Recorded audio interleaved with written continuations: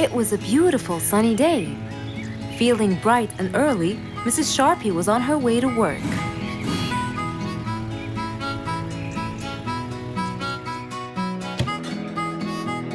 Good morning, Sharpie. Good morning, Emma. You're looking good today, Sharpie. Thank you.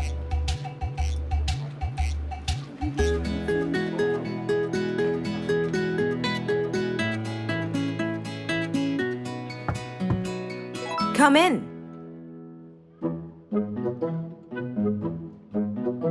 Good morning, Mrs. Susan. Oh, good morning, Sharpie. Today's gonna be a special day. I hope so, but why? Well, we have more packages that need to be delivered to their owners on time. And there's a special package for the king. I'm on it, Mrs. Susan. After piling them all up, Mrs. Sharpie went to deliver the packages.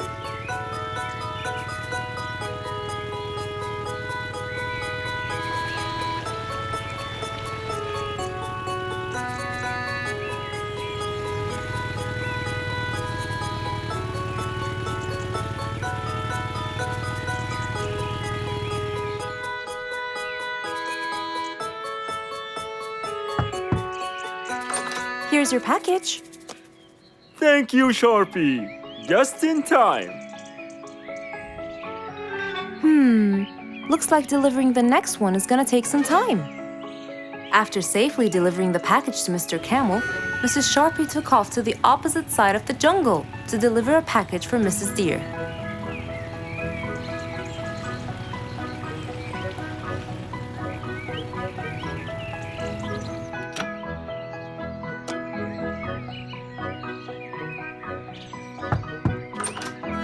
Here's your package. Thank you. But why were you late? I waited all morning. Next was Mrs. Bird's package, and that was south of the jungle. That was very tiring for Mrs. Sharpie.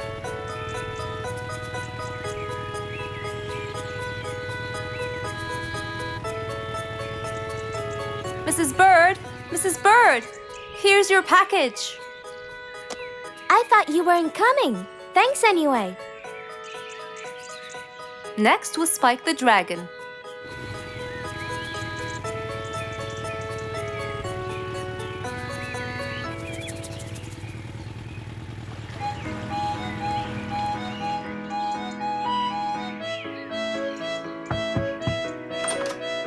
Here's your package. I never thought you'd be late. Oh no! It's the last package I'm delivering today. I hope the king is not too upset that I'm late. Worried and a little scared, Mrs. Sharpie took off to deliver the last package. She was already late as it is. The last package was intended for the king, and after being all over the jungle, will she be able to make it in time? Here you go, Mr. Timber. This package is for the king. Thank you, Sharpie. But the king was worried and a bit upset. Why? Well, he had to wait all day for this package. You're not usually late, Sharpie. He was very upset. My sincerest apologies. I'll be more careful next time. Mrs. Sharpie was very tired and really upset. Having to deliver packages all over the jungle was no minor task. So, she decided to go to Mr. Fox and ask for his help. Oh, hello, Mrs. Sharpie. How have you been? I'm not good at all, Mr. Fox. You have to help me. What happened? I've got a lot of letters and packages, and I keep flying east and west all over the jungle. This won't do, Mr. Fox. I'm so tired. Oh, Mrs. Sharpie, you do look exhausted. Please, come in, and we'll figure this out together. Would you like a cup of hot chocolate? No, I just want to find a solution, Mr. Fox. Okay. Tell me what the problem is exactly. I get too much letters, so I fly to deliver them. I find that the first letter should be delivered to the western part of the jungle, so I fly and deliver it, just to find that the next one is in the eastern part of the jungle. And when I fly and deliver it there, I find that the one after it is in the north. And after that, it's west again, and it's all driving me crazy. Calm down, Mrs. Sharpie. There must be a solution to all of this. That's why I came to you. I kept thinking and thinking, but they come in packages, and I must deliver them all in one day. So how can I do that? Don't worry, Mrs. Sharpie. We'll sort this out. Sort? Sort! That's it! Why don't you sort them out from the very beginning, Mrs. Sharpie? What do you mean by sorting them out? I mean, first, you should read the addresses and sort all the letters that should be delivered north together, and those that should be delivered east together, and so on. And then I'd finish all the north letters together, and the east, and then the south, and then the west, right? Precisely. That's a great idea, Mr. Fox. Thank you so much. Wait, where are you going? I have letters to sort out. Thank you, Mr. Fox. Glad I was able to help you, Mrs. Sharpie. Goodbye.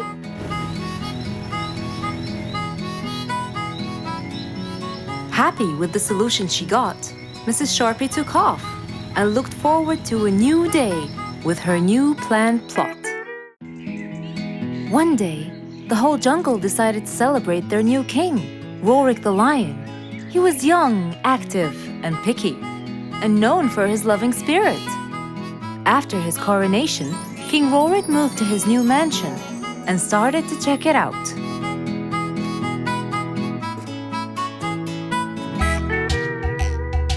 Great, and that's my throne, right? Exactly, Your Honor. Well, I'd better check it out. Yes, please do.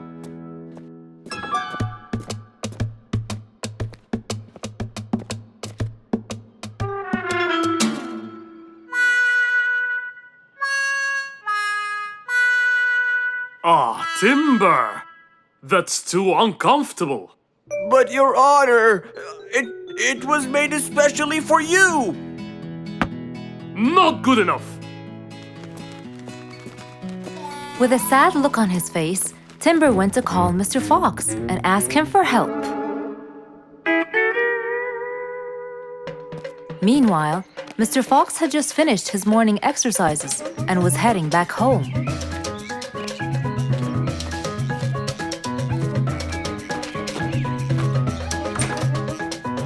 After a cold shower, he changed his clothes and had some tea.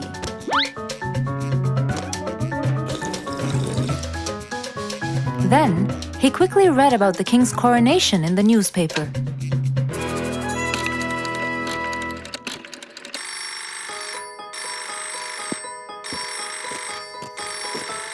Hello? Hello, Mr. Fox. Can you please, Hello, Mr. Fox. This is Rorik. Oh, hello, Your Highness. How may I help you? I need you to come immediately. There's a huge problem, and I'm pretty sure that you're the only one who can help. I'll be right there. So, Mr. Fox quickly took his keys, hopped into his car, and drove towards the king's manor.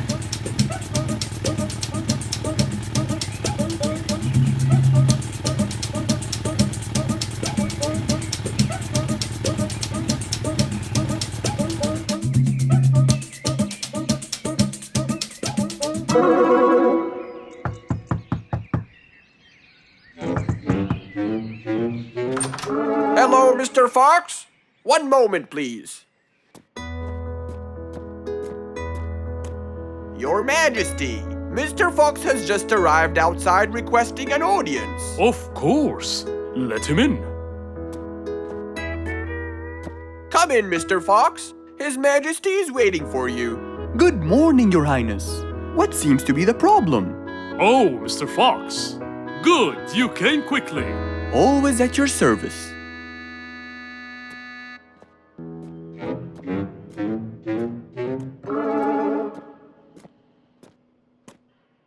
Well, I was at my coronation, and I thought I would check out my throne. But unfortunately, I felt too uncomfortable. Can you believe that I'm gonna rule the jungle on an uncomfortable throne? But I hear it was carved out with the best kind of stone. But it still hurts my back. Oh my! Anyway, I've decided to design my own throne. What a great idea! But I need your help to make it as soon as possible. It will be my pleasure, Your Highness.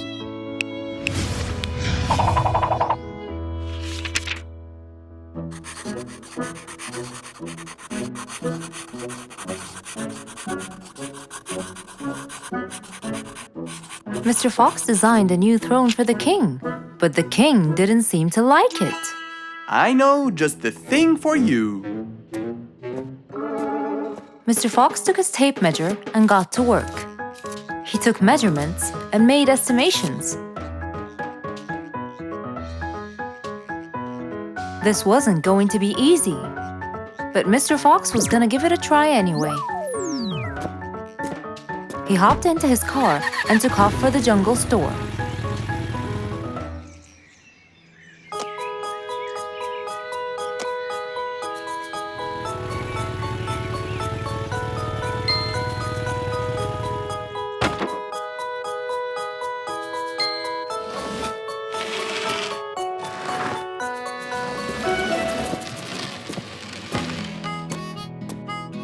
All done.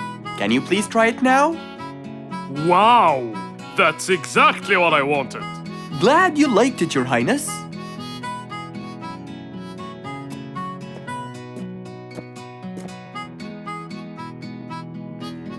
And there you have it, the new king of the jungle. It was a beautiful morning. The sun was shining brightly over the jungle. And seeing how nice the weather was, Mr. Fox decided to go for a walk.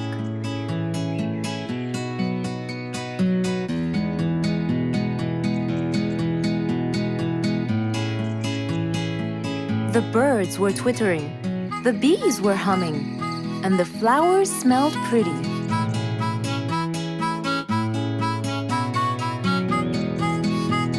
As Mr. Fox was passing by Bingo's house, he saw him doing something really strange.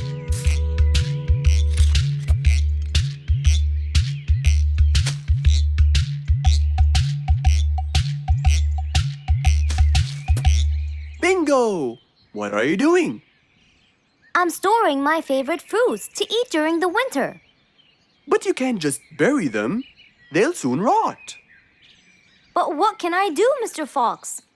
They only grow in the summer, and I love to eat them so much. Mr. Fox thought about it for a while. What could he do to help Bingo?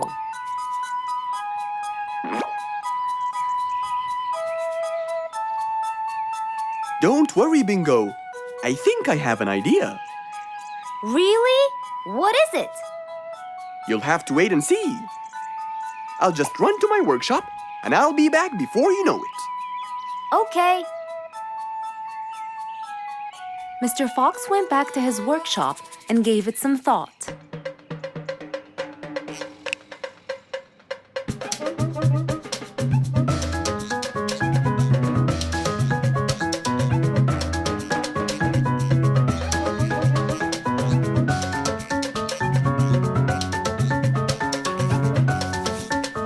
After calculating all the details, he started to gather the things that he needed.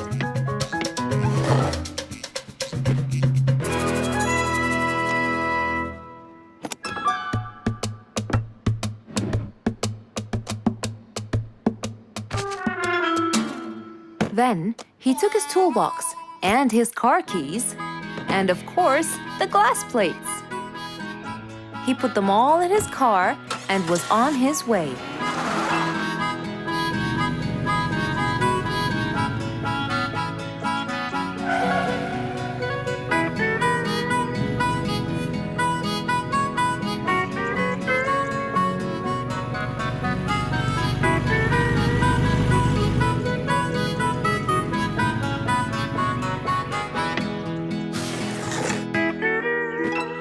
What's all this for?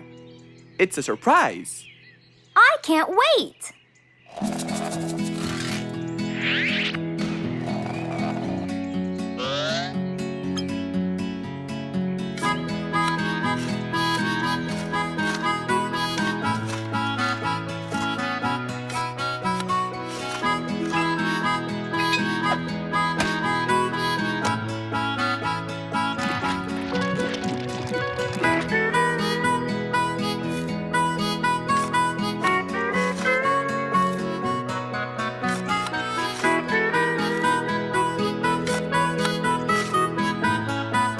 Mr. Fox was almost done, and Bingo was watching him, looking slightly puzzled.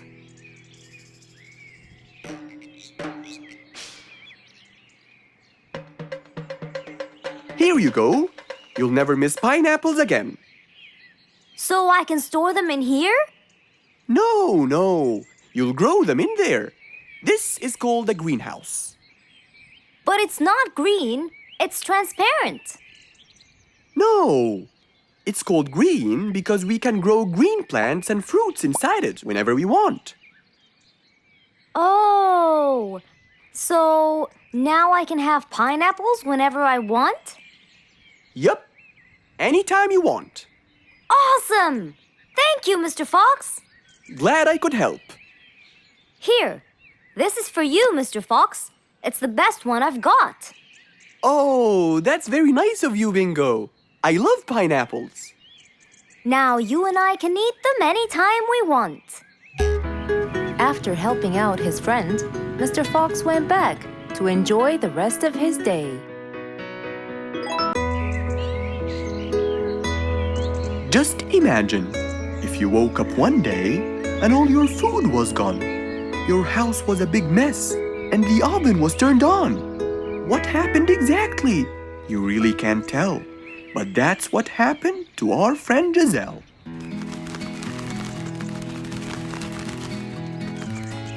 It was a lovely morning, just like all others.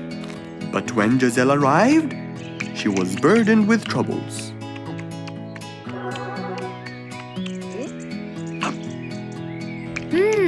These are good. Yeah, my mom makes the best pancakes in the world. Look, it's Giselle. Hey, Giselle, come join us. Have some of these delicious pancakes. Thanks. I'm not hungry. What's wrong, Giselle?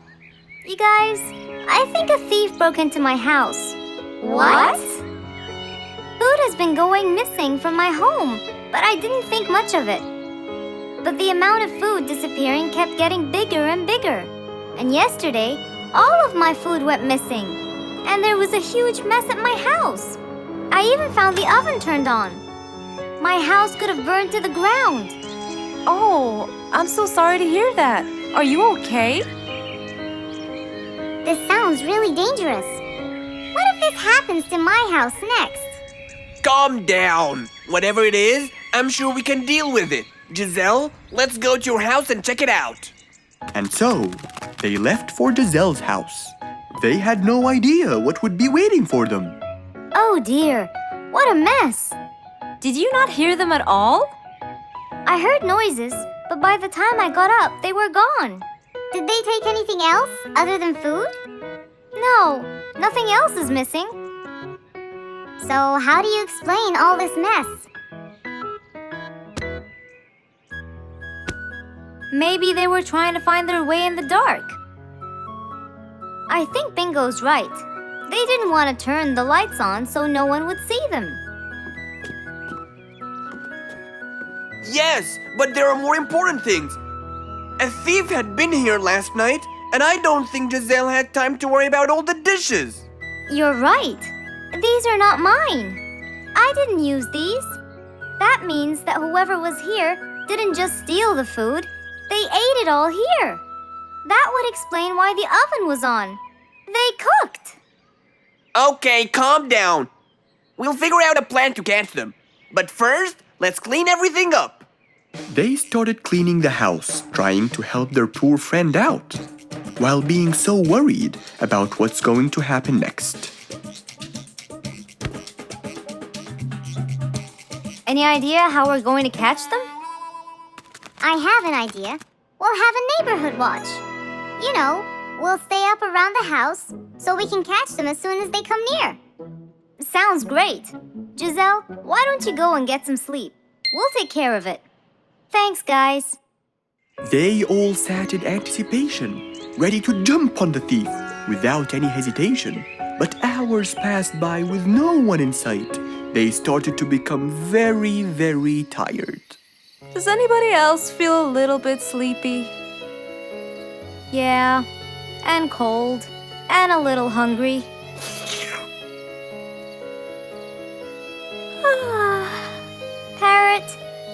see anyone from up there? No, no one's around. Guys, you can go home. I'll stay here for the rest of the night. I'm not tired.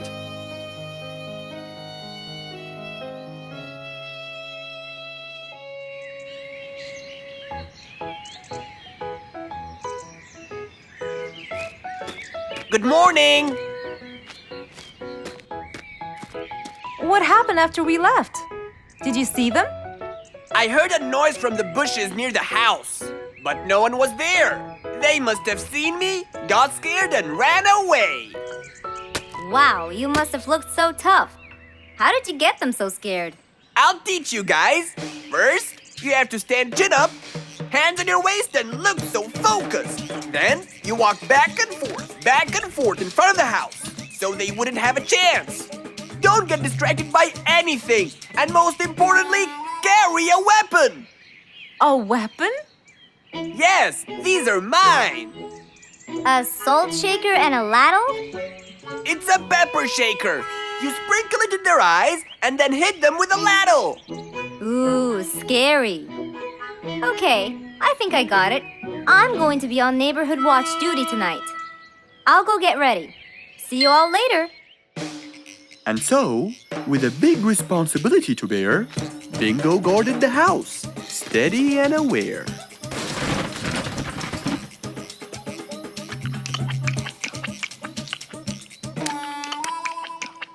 Zebra, what are you doing? What? Where am I? Giselle's house. What is that noise? Did you catch him?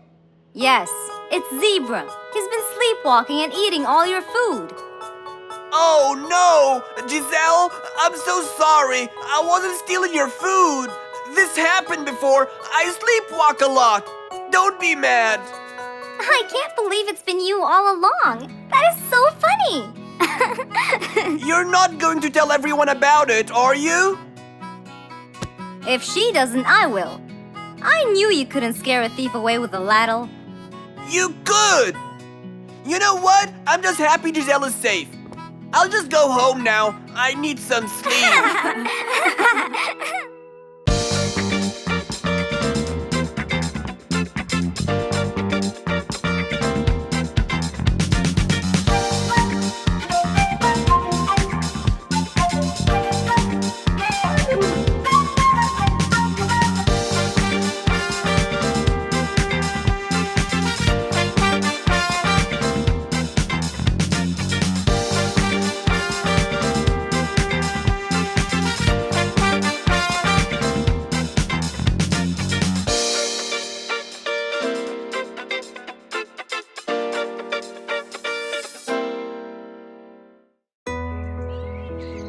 Can you always count on?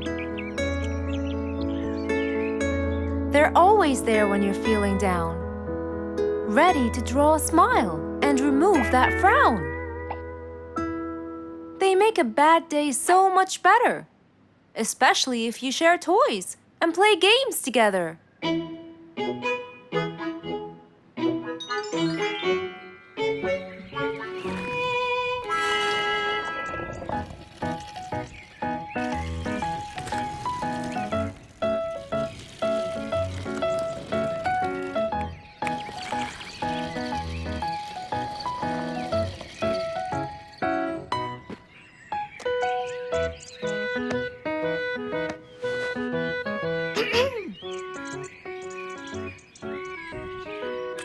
Officer Sherlock Fluffs?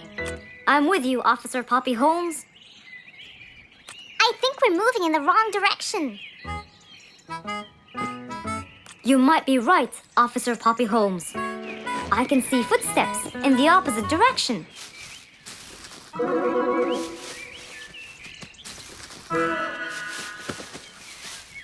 Officer Sherlock Fluffs.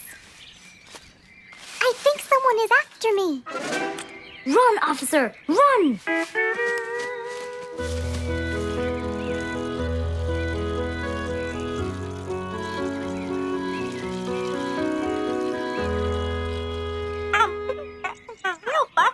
What do you mean?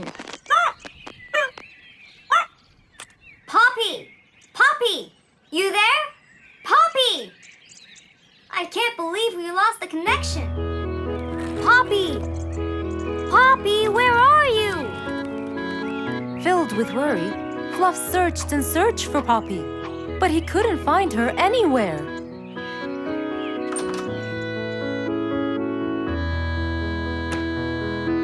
Hey there, Fluffy. What? How come you're here? I thought you'd eventually come home. What happened to your walkie-talkie? It's not working. But we just got it. I know. I was looking everywhere for you.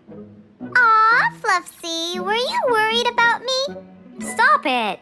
We need to fix this thing. Do you have any idea how? Hello? You're the smart one. But I'm not much into technology. You know that. At least take a look at it. I did, before you came. I got nothing, really. Should we go over to Mr. Fox? I think we should. Let me change first.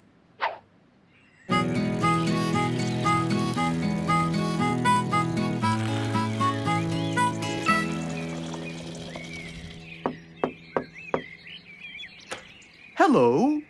Hey, Mr. Fox, Poppy broke her walkie-talkie. I so did not. Don't fight, you two.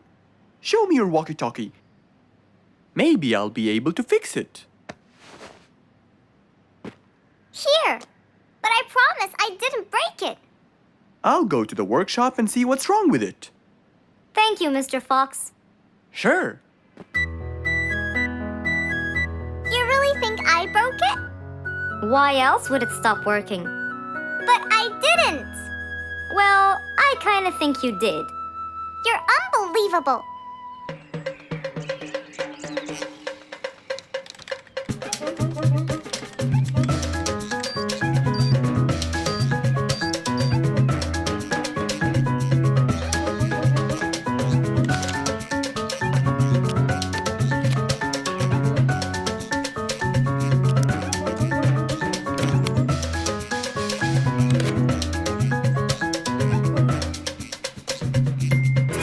It's working just fine. I told you. Well, it wasn't before. I tried it. I know it wasn't, but now it is. See, Poppy, you did break it. And Mr. Fox fixed it. It wasn't broken, Fluffs. It just ran out of batteries. I'm sorry, Pops. Never mind. I was worried about you, though. I know. I have a wonderful brother.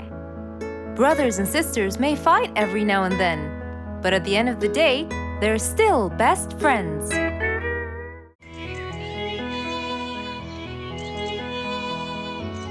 It was a very fine day.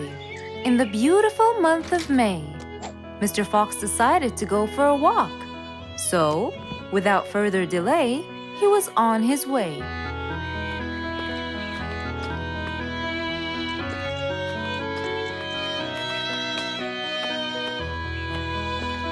While Mr. Fox was walking, enjoying the sun and the trees, he heard a quarrel at a distance and someone saying, Stop! Please!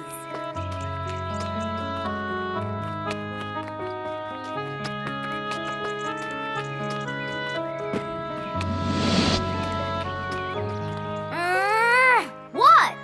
Can't a monkey enjoy a spring nap in peace? Nap somewhere else. I don't care. Excuse me? You splash somewhere else. You've got the whole ocean. That's more than enough room. What's going on here? I like it here, and I'm going to stay. You stink! Bingo? Bite me. Bubbles? I gobble you up, but I prefer a healthy diet. What's the matter with you two? I'm calm and happy. I'm just simply awesome. Mr. Fox, can you believe her? Honestly, I don't believe the fact that you two are fighting in this lovely weather. You tell him, Mr. Fox. Such a gloomy monkey. All I want to do is take a nap. Such a gloomy monkey. Such a gloomy monkey. Bubbles, stop that! What's your problem, Bingo? What can I say, Mr. Fox? I just wanted to nap on my hammock. But Bubbles kept splashing water all over me. And it's so irritating. As if. It wasn't on purpose, Mr. Fox. I just wanted to enjoy spring my way. Can't I enjoy the weather however I please? Of course you can. But Mr. Fox! And you too should enjoy your spring nap as well, Bingo. Finally! That's right. Go enjoy your spring sleepiness some other place. Say what now? You know what? I've got the perfect solution to your problem.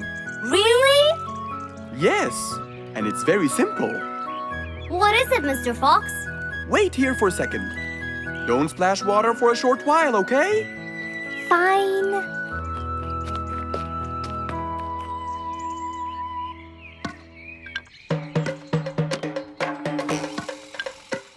The hammock was very close to the lake.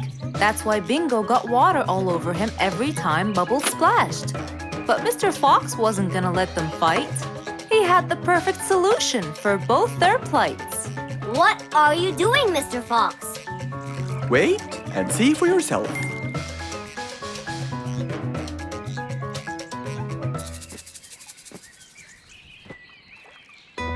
Let's see. First, we'll untie the hammock.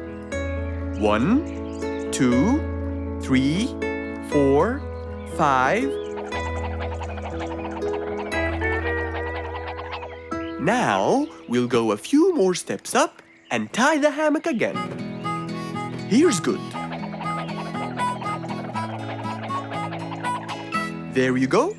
Try it now, Bingo.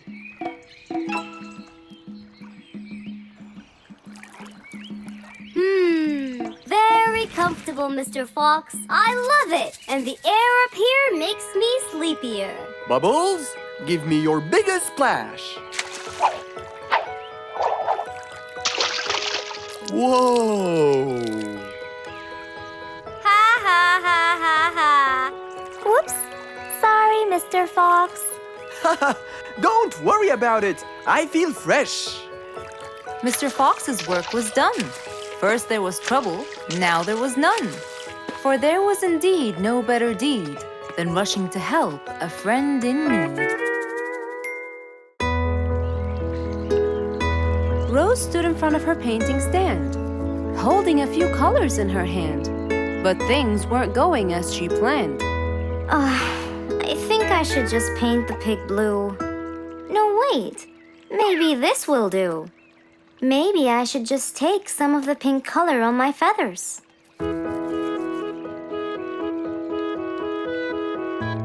This isn't working. Maybe I should call Mr. Fox. He might have some clue about what I should do.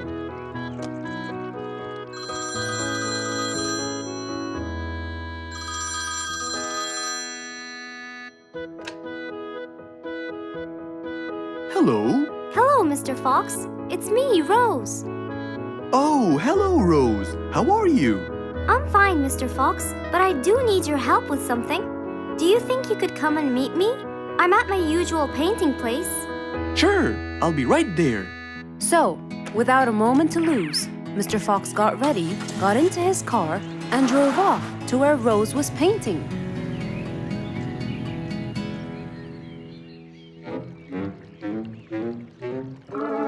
Oh, Mr. Fox. I'm sure glad you're here. I tried everything, but nothing seems to work. What are you trying to do, Rose? I was just trying to get some pink paint, Mr. Fox. I'm not sure that this is the right way to do it, Rose. Well, what should I do? Do you have an empty color palette? Of course. So, what colors do you need? I have red, blue, yellow, black, and white. But I still need pink, green, orange, purple, and brown. Let me see. If we take a bit of red and a bit of white, we can make pink. Oh, it's just like magic. How about the other colors? Do you want to try? Why, yes, I would. But which colors do I use? Use your imagination, Rose. I want to try red and blue. Okay. Wow! Now I can paint my violets purple. Do you want to try again? Sure. This time I'll try red and yellow. Nice. Now you have orange. It's beautiful, Mr. Fox. But I'm still missing green. Well, let's see. We still haven't mixed blue and yellow, have we? Right! This is a really cool shade of green. Now you can paint all you want. But, Mr. Fox, what about brown? Right. I almost forgot. Let's try orange and blue. Yes, that's it. I really can't thank you enough, Mr. Fox. Don't worry about it. I really like your painting. You do? Yes, it's quite colorful. Well, thanks to you. Now, whenever you're missing a color, all you have to do is try some together. All the colors that Rose once knew, when mixed together, turned to something new. Pink, purple, orange, and green. Something she had never seen.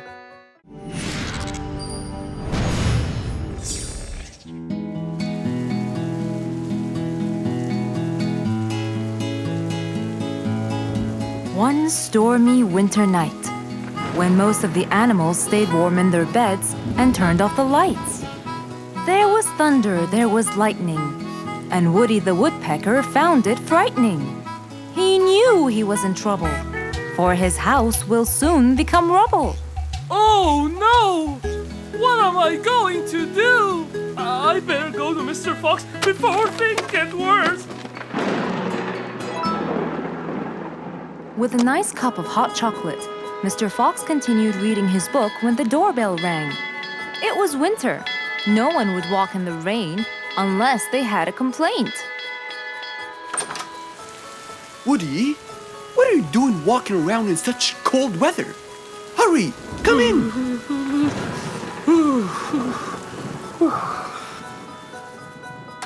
Mr. Fox, I know it's cold. And I'm sure my problems will make you feel bored. But I need your help. Of course. Don't worry. Have a seat, Woody, and I'll get you a hot drink. It must have been terrible to go out in that storm. Okay. Thank you, Mr. Fox. So, what exactly is your problem? My roof, it gets ruined by the rain. Oh, I keep fixing it every now and then. But now, every winter is a nightmare. here you go, Woody. Thank you, Mr. Fox. So tell me, what happened to your roof? The rain makes it damp. Sometimes I fear it gets too damp. It might fall. Oh, you're right. That's a serious problem. Well, will you help me? Mr. Fox knew he couldn't stop the rain, but he couldn't let Woody's efforts be in vain. There had to be another way. I have an idea. We need to guide the water off your roof. But how can we do that? Well, we need to visit the jungle shop. But first, we'll wait for the storm to pass.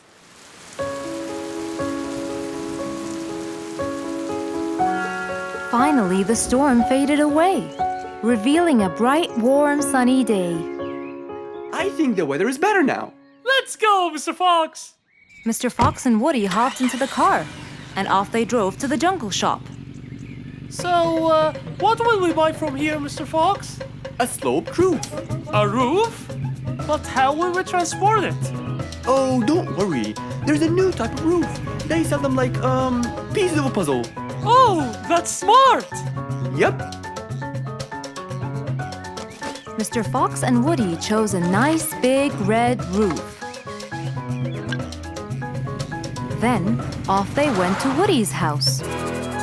Mr. Fox got a ladder and climbed up. He started to fix the roof from the top. Now, all we need is to put the pieces together.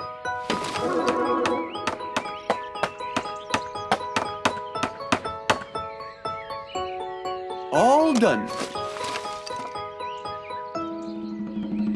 I'm coming down. Wow, it looks great!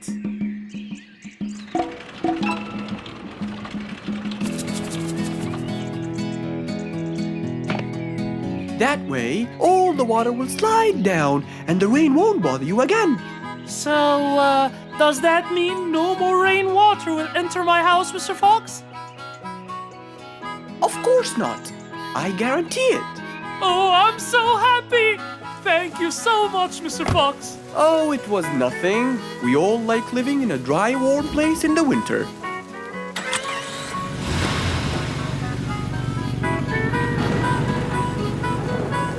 Woody thanked Mr. Fox, for now he could enjoy the warmth and comfort of his house. It was a bright sunny day. Mr. Fox had had his breakfast and was now out doing his morning exercises. It was then when he saw Woody, who was passing by. Ah, Woody, how are you? Haven't seen you in a while. I really missed you. I'm fine, Mr. Fox. I really missed you. I hope you're doing great. Why does he look so sad? I hope nothing bad has happened. You look a bit down, Woody. Is everything all right? Are you okay? Oh, Mr. Fox, I really need your help with an urgent matter. Don't you worry, my friend. Big or small, every problem has a solution. I assure you, everything will be all right. Oh, I know, Mr. Fox. I can always count on you. Let's go inside. I'll get you something to drink, and then we can sit down and you can tell me all about your problem. Let's go. Woody followed Mr. Fox to his house. There, Mr. Fox prepared something special for Woody to help make him feel better.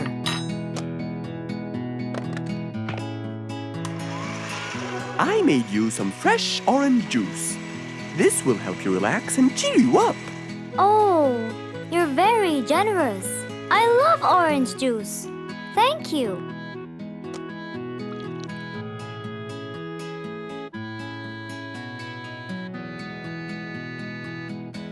Mr. Fox, I'm really sorry to bother you over and over again, but I had no choice. Oh, no worries, my friend.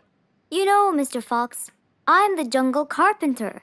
My business has been growing recently, and now I have many customers. Yes, you're a hard worker. You deserve it. I used to build boats for fishermen. I got famous for my skills, especially after I built Nate the fisherman the boat of his dreams. He went and told everyone in the jungle about it. They overwhelmed me with requests. That's fantastic. I'm really glad to hear that. But Nate came to me yesterday and asked if I could build him a ship. One big enough for him and all his friends, as he is planning to go on a fishing trip. It's for a special trip, he said. Yes, I've heard about that. Well, the problem is, I've never built a ship before, and I have no clue what kind of wood I'm supposed to use. I don't know what to do. How will I build him the ship he needs without the proper wood? Will you help me, Mr. Fox? Whoa, that's a serious problem. I'm gonna have to look through my books. Well, you're never too old to learn something new. I could use some time. I'll call you as soon as I find a solution. I will be waiting for your call. I know you'll be able to help me, Mr. Fox. After Woody left, Mr. Fox started his researches on shipbuilding.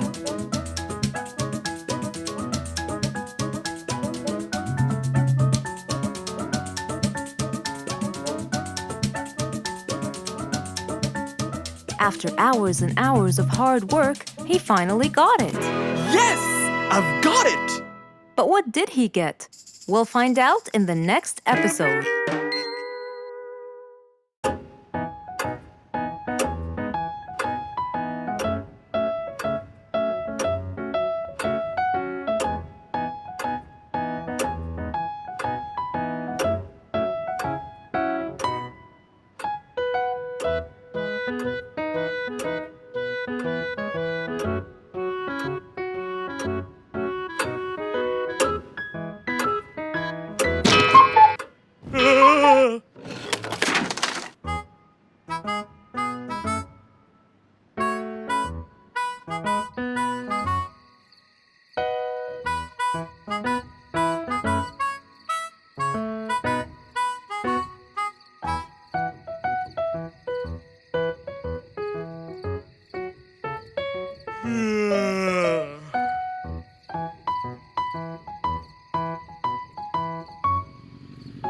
It was past midnight.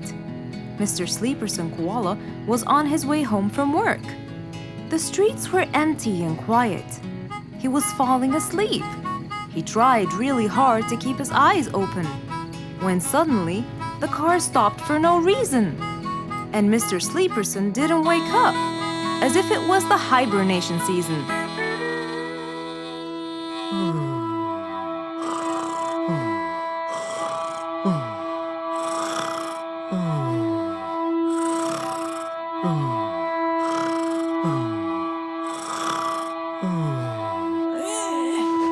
What is that? Mr. Sleeperson fell asleep on his driving wheel. The horn was too noisy for Mr. Fox to bear. He tried to block the sound out, but it was no use. He pulled his cap over his head, put earmuffs, but it was all in vain. He couldn't bear that horrible sound any longer. What a horrible sound! Who could it be this late at night? Oh no! Mr. Sleeperson! It's you again! What brought him here this time of night? And he slept on the driving wheel. Excuse me. Mr. Sleeperson! Hello? Hello?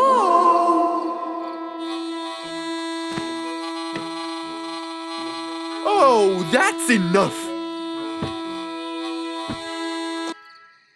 What? Where? What time is it?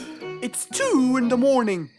And you fell asleep on your driving wheel in front of my house. Oh, Mr. Fox. Hello. Oh my, it's 2 a.m. Oh, you noticed? So how can I help you, Mr. Fox? Help me? Help me? You're the one in front of my house. What am I doing here? I don't know. You tell me. I was fast asleep when I woke up to that horrible sound of your noisy horn. Oops. Sorry. I must have fallen asleep while I was driving again. My bad. Never mind that. Could you please drive all the way to your own house without falling asleep or bumping your head against the horn? Oh, sure, Mr. Fox. Have a good night. Good night. But as Mr. Sleeperson tried to start the car, it wouldn't start. Huh? Oh, man! Oh, Mr. Fox, wait! Help! Now what? The car won't start. Is that so? Can you check it for me, please? Of course! Mr. Fox walked back to the car and started to check it out.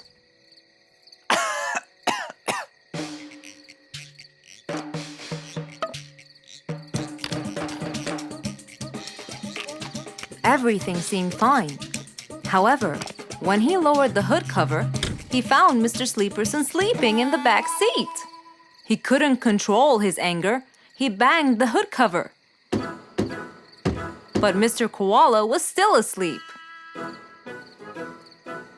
Mr. Fox decided to hop into the front seat and try to start the car himself. Huh? Mr. Sleeperson!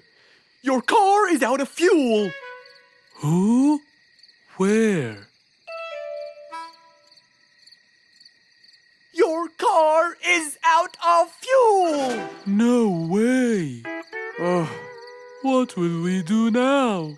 You have to fill the tank. Okay. Mr. Sleeperson! What? Wake up! I'll fill your tank for you. I have some fuel in my house. Oh, that would be great!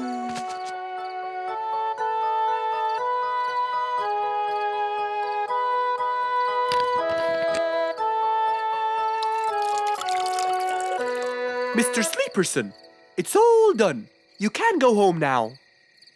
Oh, thank you. Thank you so much. You're welcome.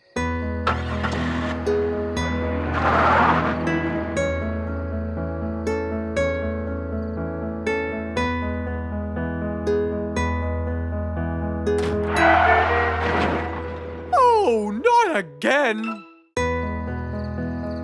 One nice spring night, Mr. Fox was sitting in his balcony, relaxing and drinking his favorite juice, when suddenly the phone rang.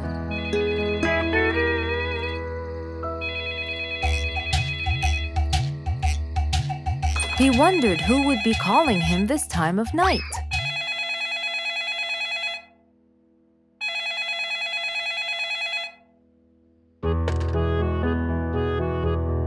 Hello? Who is it? Mr. Fox, it's Rorik. Your Majesty, how may I help you? Well, Mr. Fox, I'd like you to come to my house early in the morning to discuss something urgent. Of course. I'll be there. After he hung up the phone, Mr. Fox went to sleep. He was supposed to wake up early. He wouldn't want to miss his appointment with the king.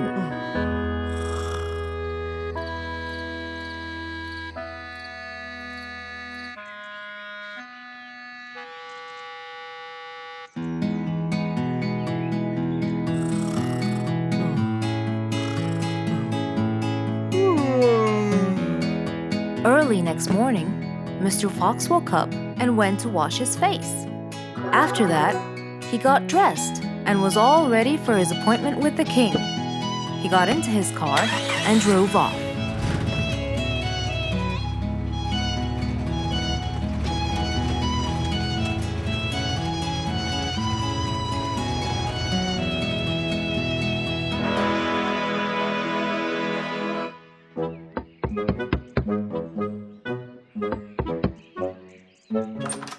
Hello, Mr. Fox. One moment, please. Your Majesty, Mr. Fox has just arrived. May he come in? Of course. Let him in. Come in, Mr. Fox. His Majesty is waiting for you. Good morning, Your Majesty. Hope I'm not late. No. You're always on time. How are you, Mr. Fox? I'm fine. And how's our little Frisky? He's fine. A little mischief every now and then. You can never get him to stay in one place. But thanks to your bracelet, we can always find him. Saved us a lot of trouble. It's my pleasure. So tell me about this urgent matter. As you know, our jungle's population has been increasing lately.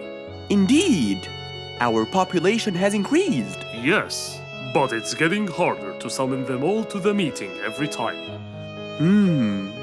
That's why I called you, Mr. Fox. I need you to figure out a way for me to reach all the animals at the same time. Let me see.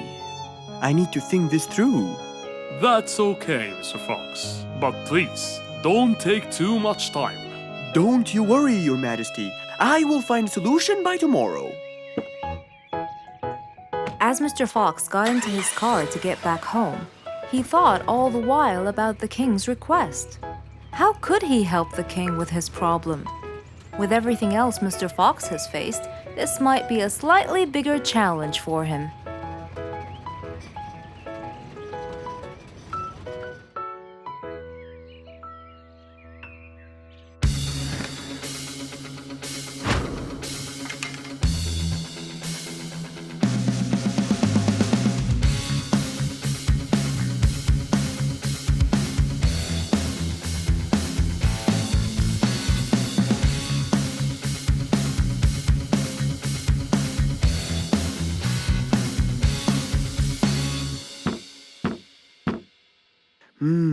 This is more challenging than I thought. Maybe a short break will help. Mr. Fox went back to his house and sat on his sofa. Since he can't think anymore about the king's request, he thought it would be great just to relax and watch his favorite TV show. Everything was peaceful and quiet. But then suddenly... I got it! Mr. Fox rushed back to his workshop. He quickly designed a new device. He carried the new device to his car, and off he went to King Rorik's place.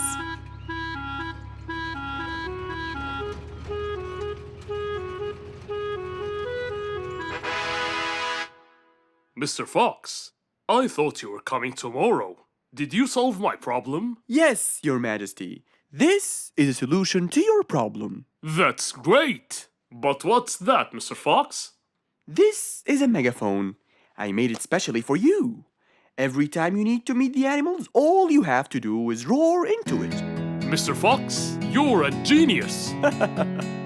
But be careful, it's powerful. So make sure that no one is around you when you use it. Of course! I can't thank you enough, Mr. Fox. You're a great asset to all of us. It's my pleasure, Your Majesty.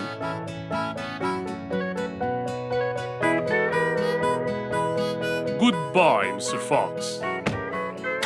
Mr. Fox got into his car and waved goodbye to the king. He was feeling happy and pleased. The problem was now solved, and he was able to help out a friend once more.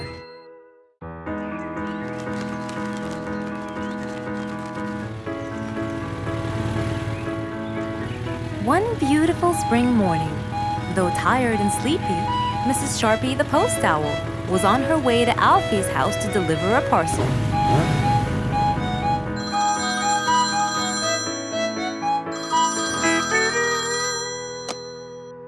This is Alfie. Who is it? It's Chip, Alfie. How are you? I'm fine, thank you. Great! I sent you the new sheet music, which you have to rehearse. Of course. I will as soon as it arrives. As soon as Alfie hung up the phone, he heard a knock on the door. Good morning, Mr. Alfie. I have a parcel for you from Mr. Chip. Oh, thanks, Sharpie. I better start. Alfie took the parcel and got out the sheets. And then he went off to practice. Alfie the sea elephant was relaxing on the seashore, for it was his favorite place to be. He loved playing his violin, but suddenly the strings became so thin. And as he gave it a hard play, the strings snapped, and Alfie's face turned pale gray. Huh? Oh no! Not my violin! It's my one and only hobby! What shall I do? Oh, I know! I must go to Mr. Fox! Alfie walked towards Mr. Fox's place, hoping that he could help and solve his case.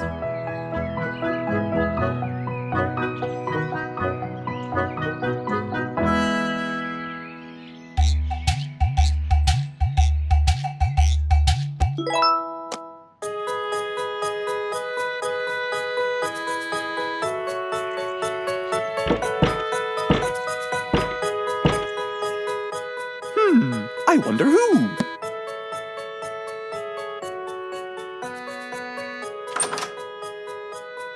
Alfie, our star musician. Welcome.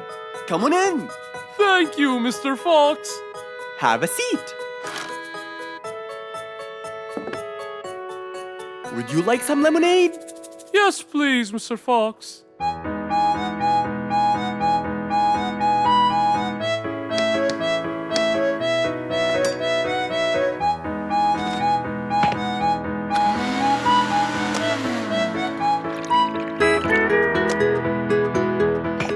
Mr. Fox came back with a glass of lemonade. He gave it to Alfie, then he noticed his violin. Oh, what happened to your violin?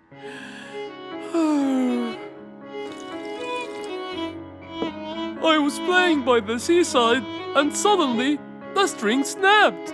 What do you think I should do? Well, we can simply buy some new strings and change them. I already bought them, but I don't know how to change them. It's my first time. No problem. It's easy. Now let me teach you how to replace them. First, we remove the old string by twisting this till it's loose. Then, we pull the broken string out of its hole. After that, we twist the tuning peg on the other end and pull the other end of the string from its hole as well. See? Now the whole string is out. We insert the thin end of the new string into the hole of the tuning peg. Then, bend the string around the hole like that and fix its other end into the other hole.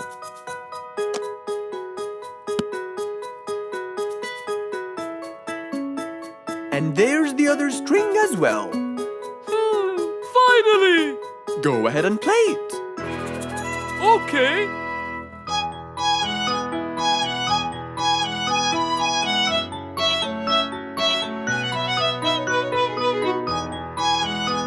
With his violin finally fixed, Alfie walked out the door. He went back to play on his favorite seashore.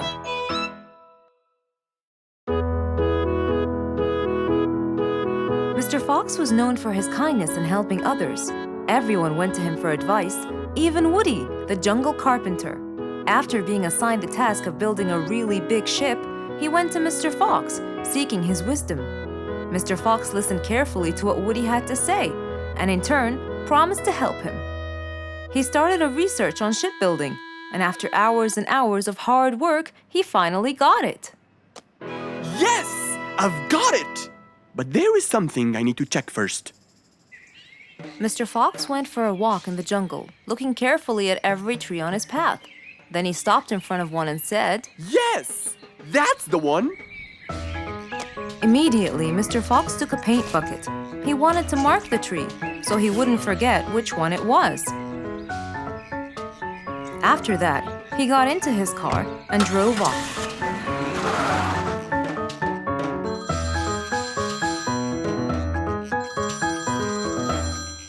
When he got home, he called Woody to tell him that he had found the perfect solution to his problem. It only took a few minutes before...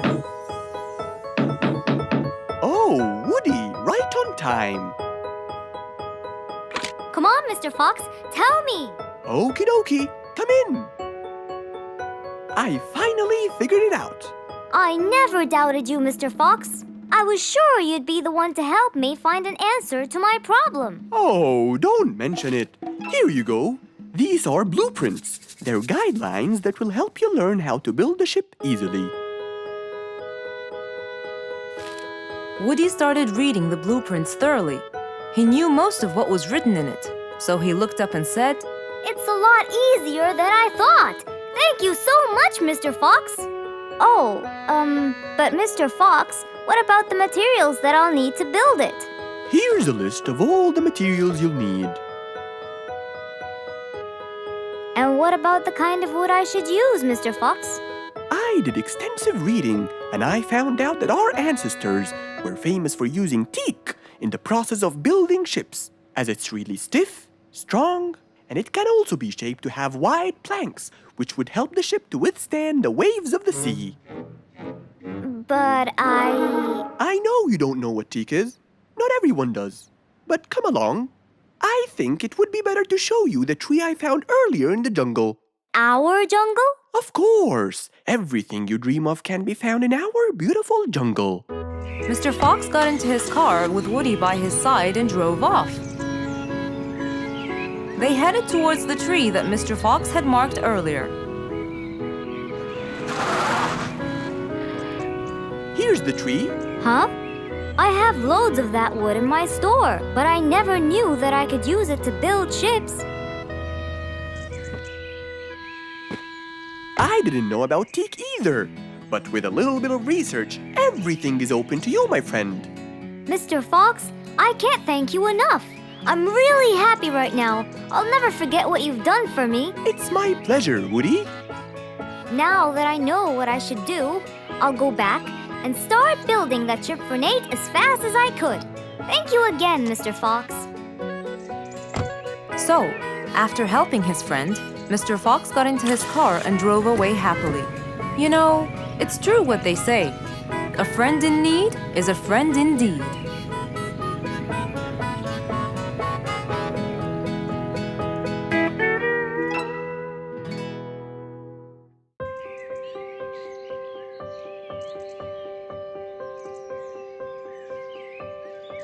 It was a beautiful spring morning. The sun was shining brightly. The sound of the birds woke Mr. Fox up.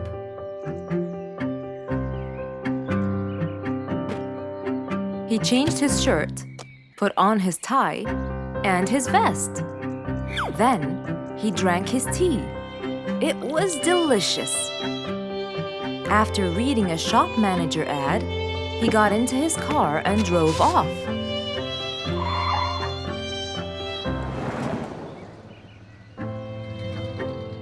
Meanwhile, little Bingo Monkey was riding his bike through the jungle. He was having loads of fun, but suddenly the bike slipped and little Bingo fell off. Are you okay, Bingo? Hang on, I'm coming. Yes, Mr. Fox, but my bike isn't. Oh, it looks like there's a problem with the tire. Don't worry, Bingo. I'm going to help you. Bingo, can you help me count how many nails I need? Of course. Here's 1, 2, 3, 4, 5, 6, 7, 8, 9. I think they're 9, Mr. Fox. Okay, Bingo. Let me count how many I have in my toolbox. 1, 2, 3, 4, 5, 6, 7, 8, 9. I'll get one more just in case he miscounted. So 9 plus 1. We need 10 nails. That's easy.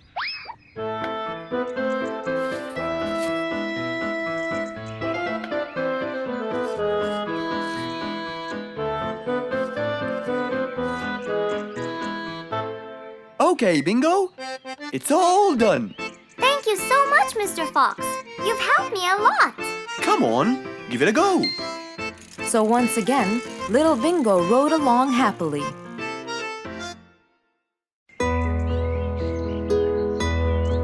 It was a bright, early spring morning. Still feeling a little sleepy, Mr. Fox opened his eyes and got out of bed.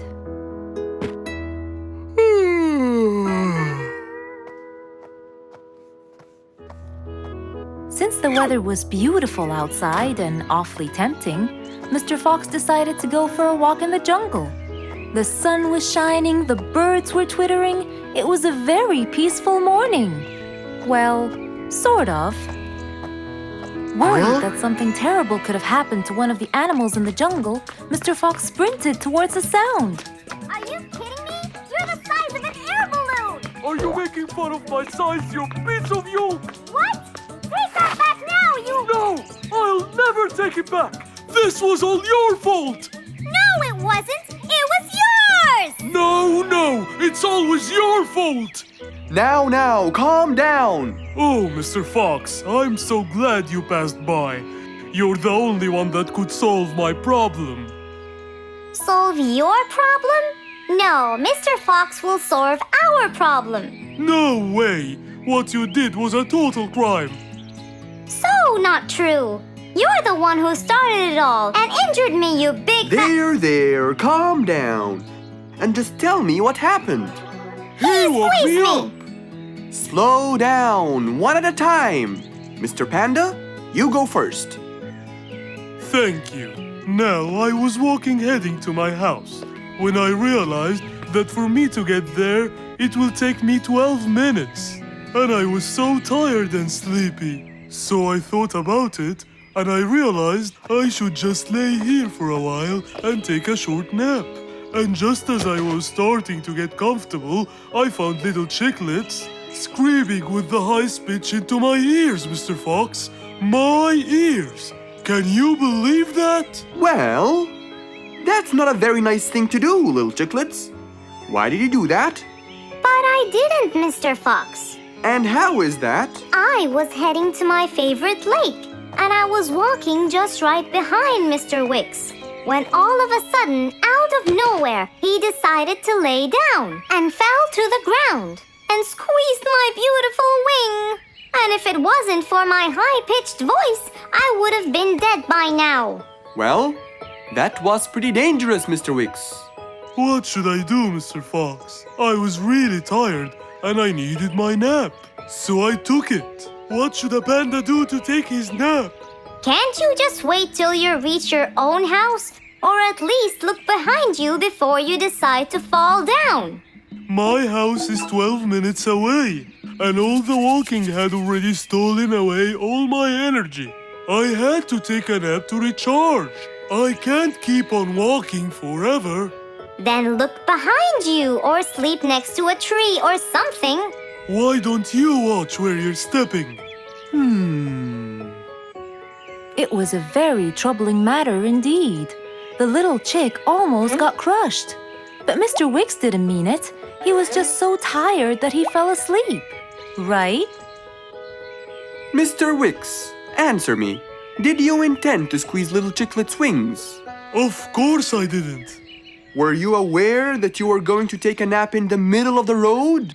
Actually, I vividly remember.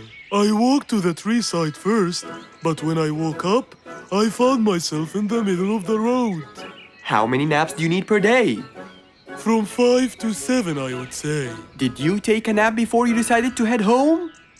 Of course. Do you usually nap in between? Not always, but today I went so far from my house. I tried to hurry to nap at home, but you know, I'm too slow. Say no more. I now know the answer. Really? Yes. Worry no more, little Chicklets. From now on, Mr. Wicks will always nap at his own house. Just a second. Aha! There it is! Is that what they call caffeine? My, I didn't think it was that huge. No. It's something even better. Better than caffeine? And chocolates too.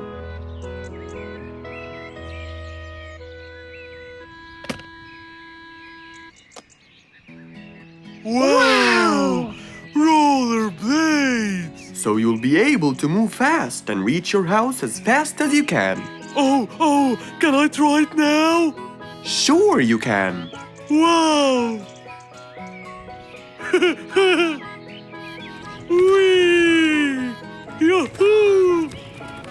Thank you, Mr. Fox. Anytime you need me, I'll be there.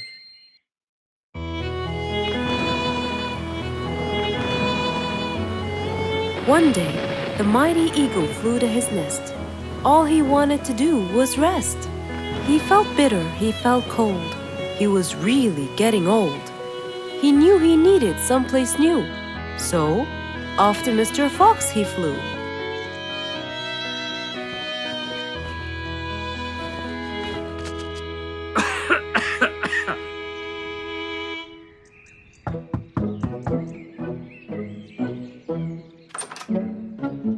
Oh, hello, Mr. Eagle. You look so tired. Please, come in. Thank you, Mr. Fox.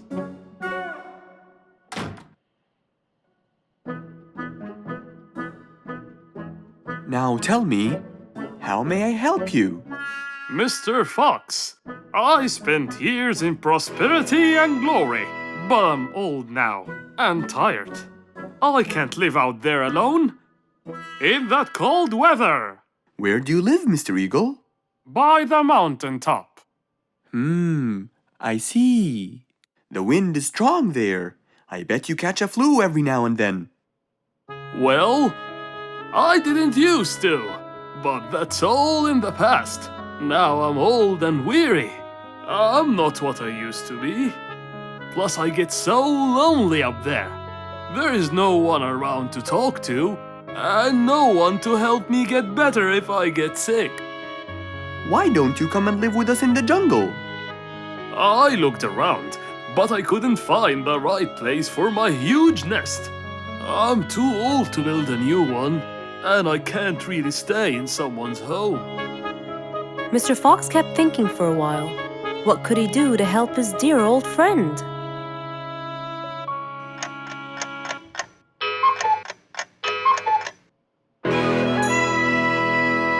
I got it! I think I can help you build a new house. Have no worries.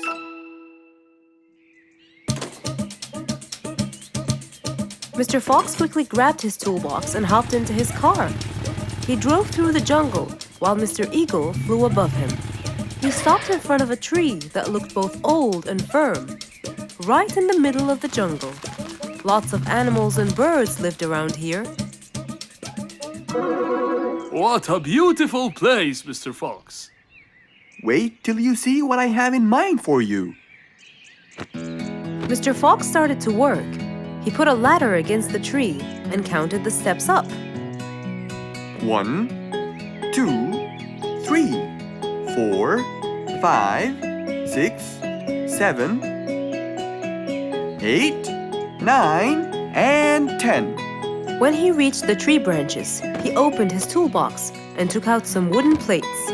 Then he started putting them together. All I need now is some nails to make sure everything would be A-OK.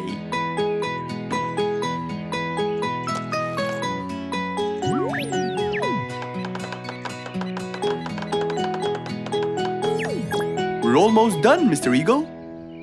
Can't wait to see what it will look like, Mr. Fox. Oh my!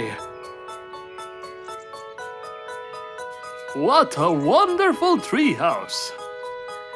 And it's all yours, Mr. Eagle. My own home. I can't believe it. Thank you so much, Mr. Fox. You're most welcome.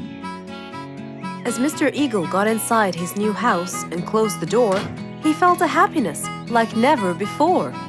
He knew Mr. Fox's idea was truly the best, for there was comfort, there was warmth. He felt really blessed.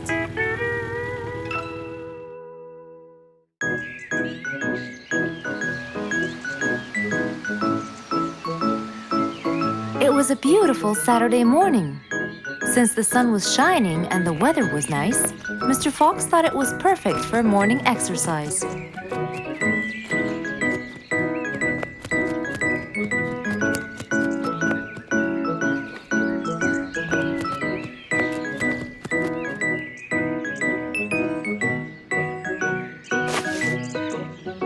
Ah, Piggy, how are you? Haven't seen you in a while. I really missed you.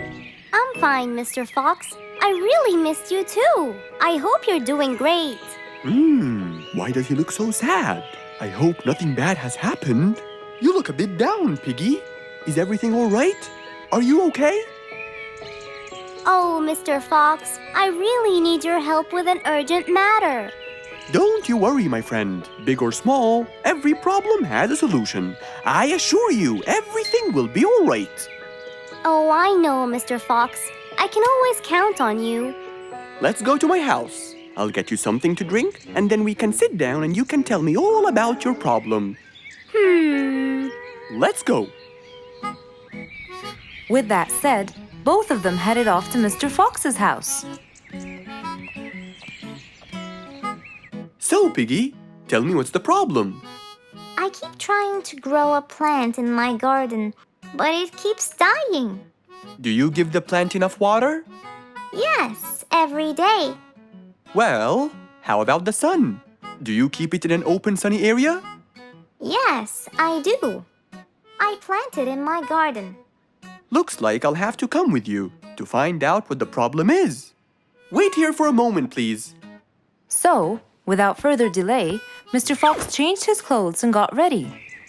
Then, they both got into the car and drove off to Piggy's house.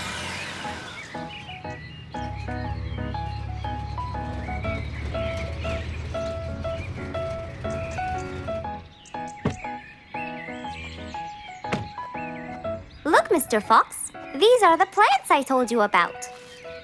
Little Piggy, the plant you're trying to grow is ivy. And ivy likes to grow on something firm, like a gate or a wall. That's how they grow so tall. Ivy? I thought it was just an ordinary plant. Well, you can still grow it on the garden wall. Piggy, do you have a ladder? Yes, Mr. Fox, over there. Okay, come with me. Hand me the drill, please.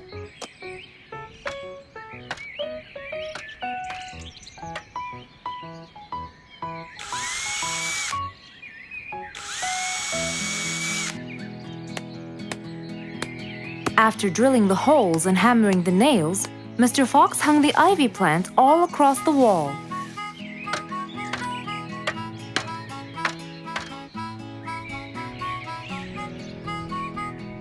Now, when the ivy grows, it will find this wire to hold on to. I got it. Thank you, Mr. Fox. You're welcome. Take good care of it. After saving the plant and helping his friend, Mr. Fox took off.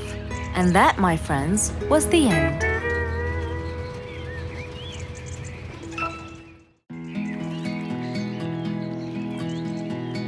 What a beautiful morning. Mr. Falcon should have been here by now. He was supposed to get me some sugar candies from the other side of the river. I can't cross that river on my own. I can't swim. I'd better go to Mr. Fox. He'll tell me what to do.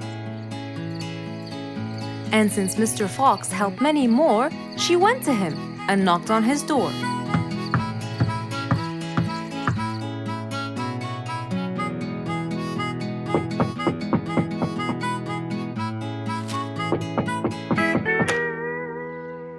Who's there? Over here, Mr. Fox. Oh, little Auntie Lou. Welcome. Please come in. Thank you, Mr. Fox.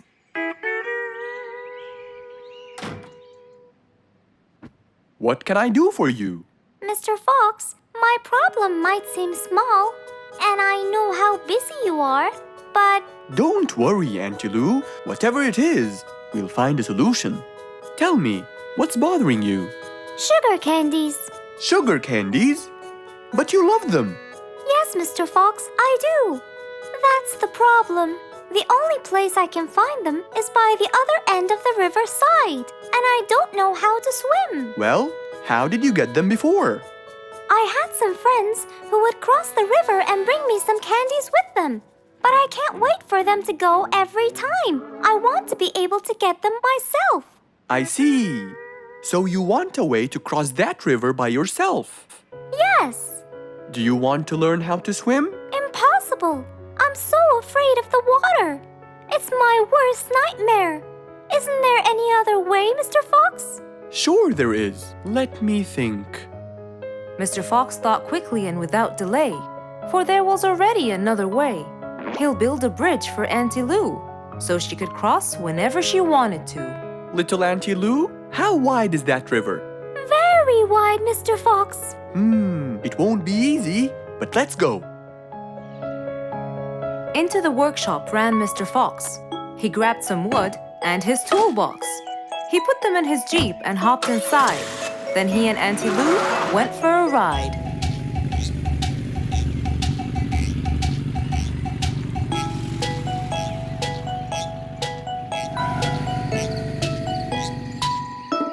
Little Auntie Lou, that's not a very wide river. But it is to me, Mr. Fox. You're only saying that because you're too big. Maybe you're right. Little Auntie Lou, let's get started.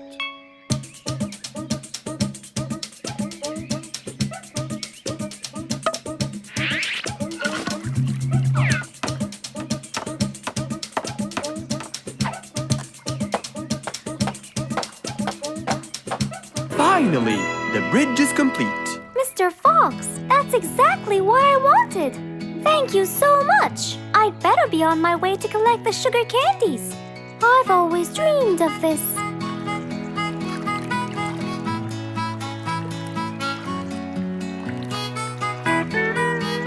Enjoy the candy, little Auntie Lou. After giving his friend a happy end to the day, Mr. Fox took his car and carefully drove away.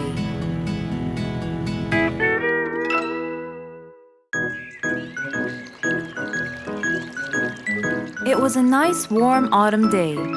Mr. Fox was doing his morning exercises, sit-ups, push-ups, and running on the jungle track. A very refreshing start to the day.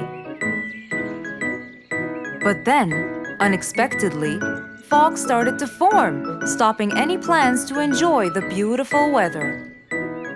Why is there fog covering the whole jungle? This is really strange. It's been happening a lot lately.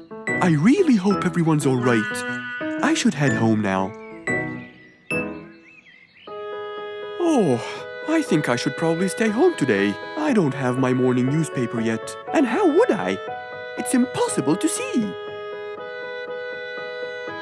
Aha! Wait a minute. I'll try calling Mr. Falcon. He'll definitely tell me what's going on. Mr. Fox held the phone and dialed Mr. Falcon's number.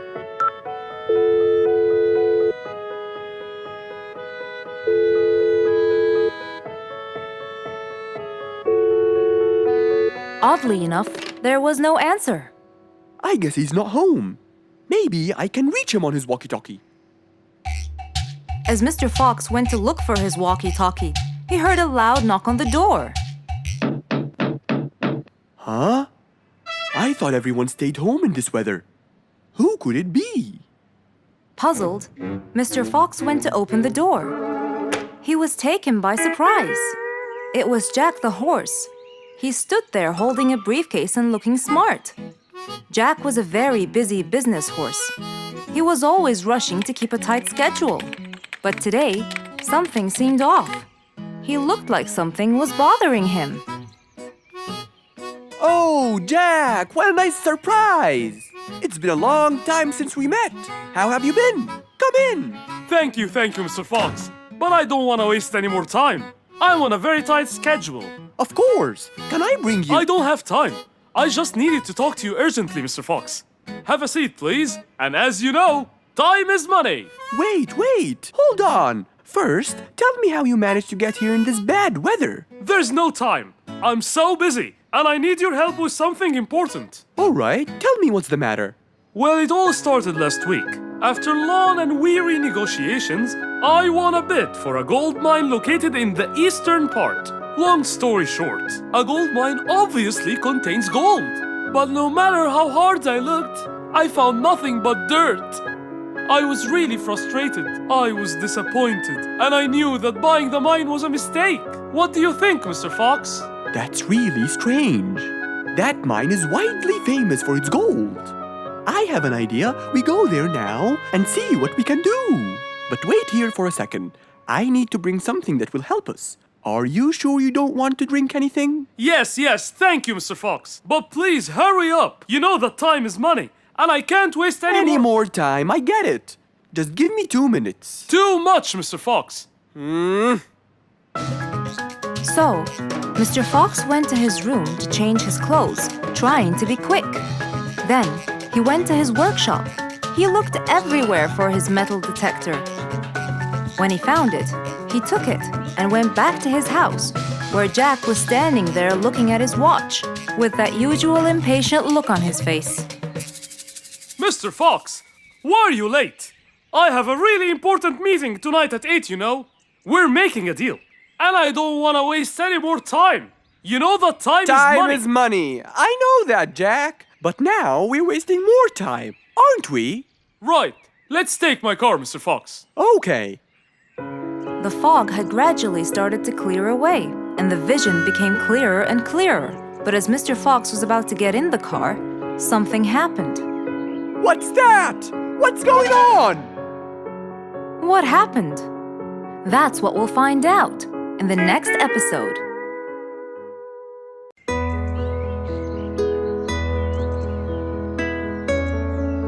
Roo is sad and looks really down. On his face, there was a frown. He had a cake, but he didn't care. And although it was his birthday, he said, Life's not fair.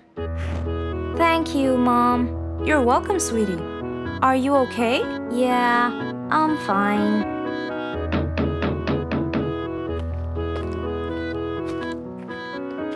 Oh, look who's here. It was Roo's best friends, Poppy and Fluffs. Hey there! Happy birthday! Wow, neat birthday cake. Yeah, just a normal birthday cake, traditional birthday hat, and the same old wishes over and over again. Roo, are you okay?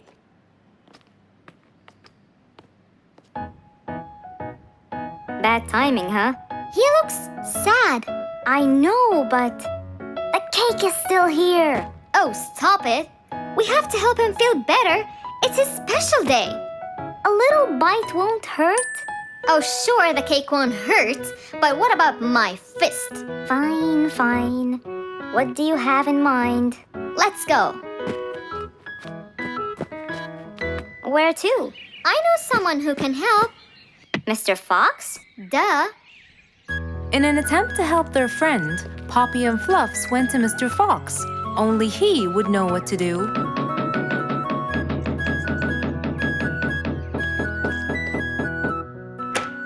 Hey, carrots. Do you have any lemonade, Mr. Fox? I stopped apologizing for his behavior long ago. You know, Fluffs, he's just Fluffs. It's okay. Come in. Are you sure it's all right? Positive. It's always the right time. It's Rue's birthday, and he's pouting. He's bored with the same birthday routine every year. So we want to make him something different this year. Can you help us? Yeah. Unbelievable. You'd think I'm quite believable if you tasted this lemonade. It's awesome. Any ideas, Mr. Fox? What do you guys say? I help you throw him an extraordinary party with a magic show. A magic show? But who's gonna perform the magic tricks? You guys will. I'll teach you.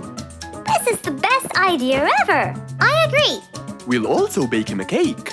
But he says cakes are boring. I can assure you, this one he will like. Sounds like the perfect plan. All right, first, let's bake the cake. It wasn't a very easy task, but all three of them worked hard to make this the best day ever.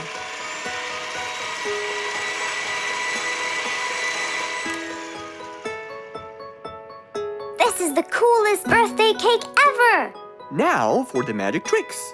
We need a bottle of water left in the freezer for around 2 hours and a plate full of ice. We'll also need some food coloring and soda. I'll get the color blue. I'll get the green and the yellow. And I think I'll get the red. We are all set now, I think. Not yet. What else do we need? Invisible ink. Huh? Fluffs and I will pour it over everything, including ourselves. And you, Pops, will give Roo this magic glitter. When he sprinkles it, everything will become visible. Cool. Let's go.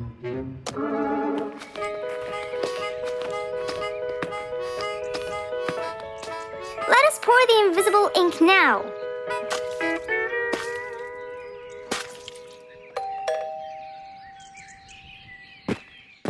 Hey, Roo. Hey, What are you doing? just sitting here, bored. Well, not for long. Yeah, right. Well, think again. Happy birthday. What's this? You have to sprinkle it around to find out. Where? First, on the table. Wow! How did you do that? It's a donut cake! Now try sprinkling all around. This is impossible! It's the coolest thing ever! It's not over yet. Happy birthday, happy birthday, happy birthday to you. I can't believe you guys did all this for me! All thanks to Mr. Fox. He was a great help. I can't believe you guys! Thanks! That's what friends are for. Mom, come and see! What wonderful friends you have, Roo! Yeah, I think so too. Because of his friends, Roo's birthday was extra nice. One celebration was not enough, so they celebrated twice.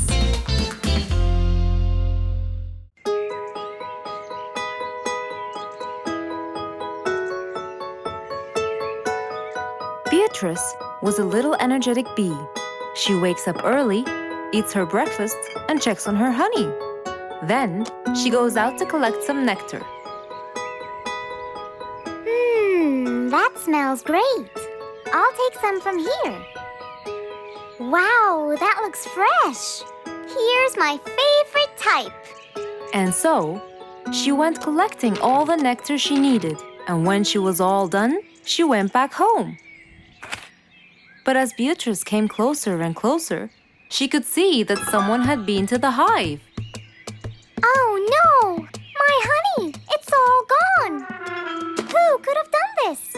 Beatrice looked right and left, but no one was there.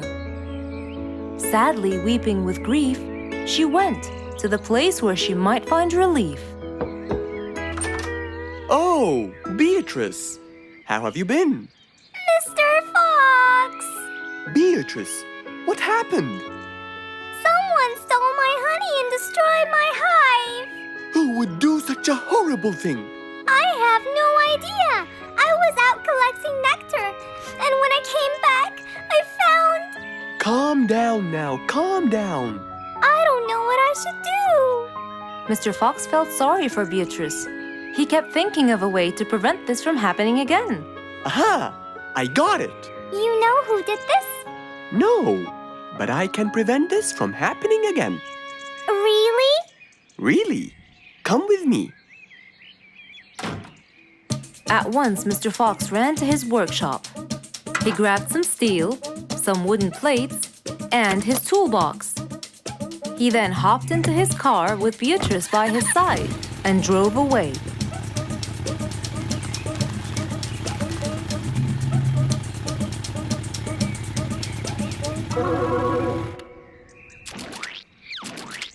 Oh, See? I told you. It's a complete disaster. you were right. But don't worry, everything will be okay now.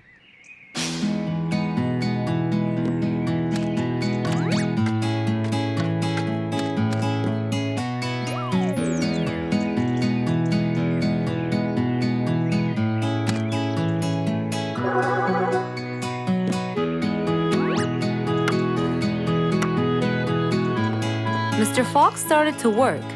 He got the wooden plates and built a box out of them, which he put on the tree branch. Then, he surrounded the box with steel.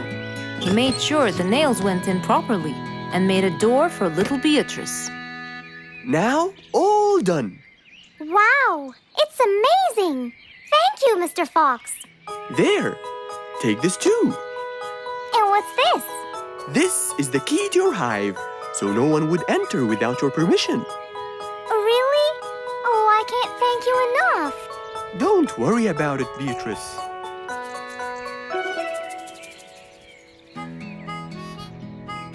Here, Mr. Fox. This is for you. What's this? It's one of my delicious honey jars. It's the best kind I've got. Oh, you didn't have to. Well, thank you, Beatrice. And as Mr. Fox drove away, he thought that this was the perfect end to the day.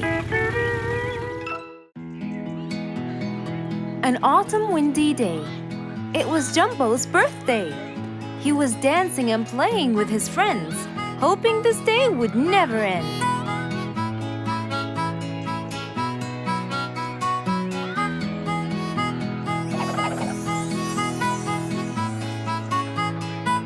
Everyone ran to hide all the same, but Jumbo slipped and fell.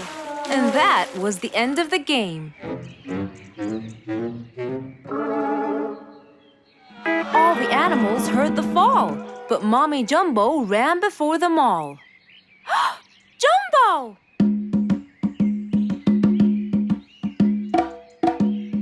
Oh, Jumbo. Combo, you have to take him to Mr. Fox immediately.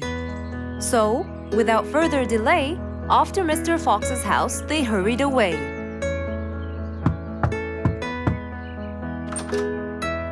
Hey, Mrs. Combo, what's wrong? Help me, Mr. Fox. Jumbo is ill. Oh, please come in.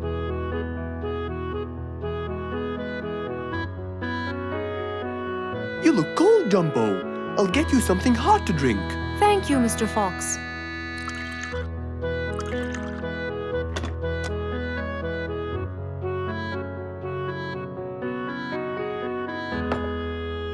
We We were celebrating Jumbo's birthday.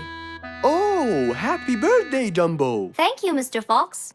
But as he was playing with his friends, he slipped and fell into the pond.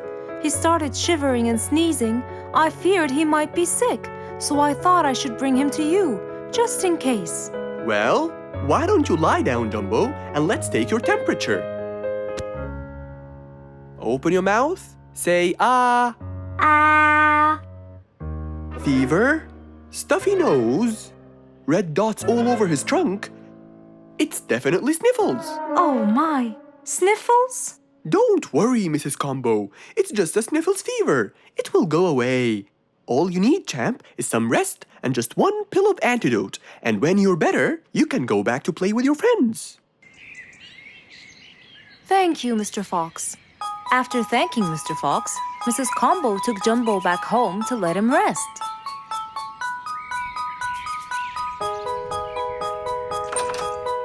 All right, Jumbo. Now all you need to do is follow Mr. Fox's advice and keep Mr. Thermometer under Under my tongue? To find out if I'm all better so I can go outside and play with my friends? But first, you gotta Keep my thermometer in my mouth? right, son. You can count on me. Now, you'll stay put and oh, sorry. Call me when it beeps.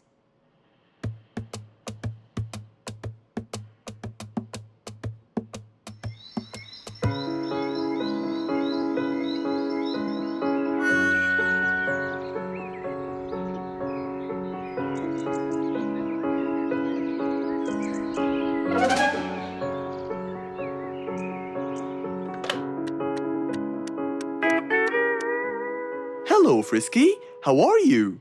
Hi, Mr. Fox. Roo and I were playing and I'm about to win. Listen, Frisky. I'm going to visit Jumbo now and check on him.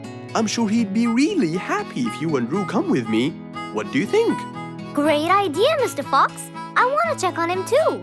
We'll meet you there. As agreed, Mr. Fox met Frisky and Roo at Jumbo's house. I'm coming.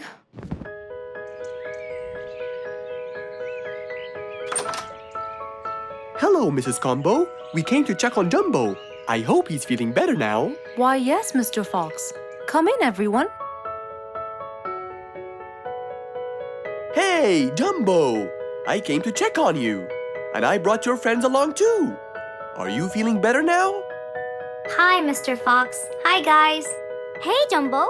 How are you feeling? Well, I feel better, but... Well, we need to take your temperature one more time, Jumbo. Is it time? It's time, all right? What does it say? Well, let's see. Your temperature is, oh. Your temperature is just fine and dandy, Jumbo. You're not sick anymore. You are A-OK. Yes! Now we can go outside and play. But first, I need to tell Mom. Mom? Mom? Where could she be? She's not in the kitchen. Mom! She's not in the living room. I wonder where she is. I'm here, in the bedroom. Mom? Are you okay? I think I might have caught a case of sniffles too. Don't worry, dear. I'll be fine. Now why don't you go out and play hopscotch with your friends? I'll join you when I get better. But Mom, I won't be happy if I go to play and leave you here all by yourself. I'll be only thinking of you. So, what do you think you should do, little Jumbo? I have to sit here and take care of you, Mommy. You always take care of me when I get sick. I'll take care of you and never leave you alone. Oh, I love you more than anything in the whole wide world, Jumbo. Now it's time to take your temperature. Right, Mr. Fox? You're absolutely right, Jumbo. So rather than go out to play, by his mother's side, he decided to stay.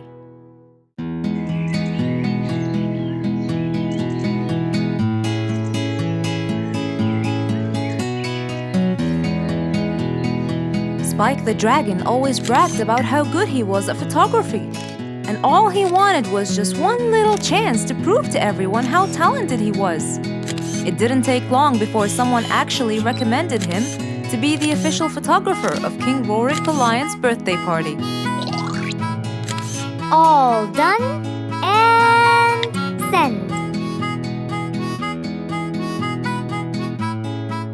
Wow! That's a nice picture! Now we know who'll be our photographer. And immediately, Mr. Tiger sent a message to Spike. Oh! Finally, someone recommended me. I won't let them down. I promise. And so, Spike started to train and practice some more. His pictures were beautiful, and he felt so happy.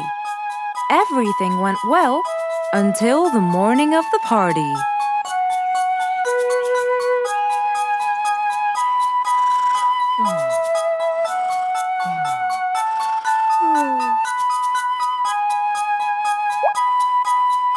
Oh, today's the day. Finally! Maybe I should train some more.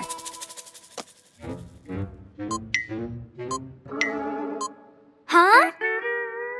Oh no! What have I done? While Spike was testing his camera, he pressed on something that changed his camera settings.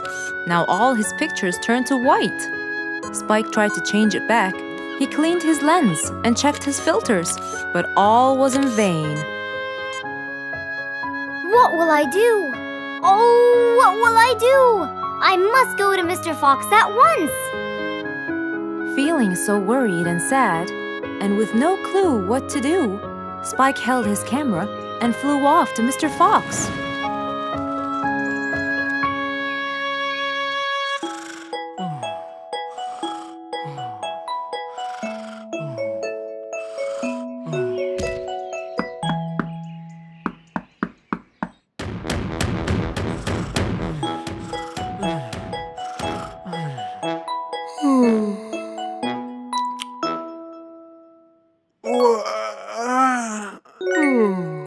Who could it be this early?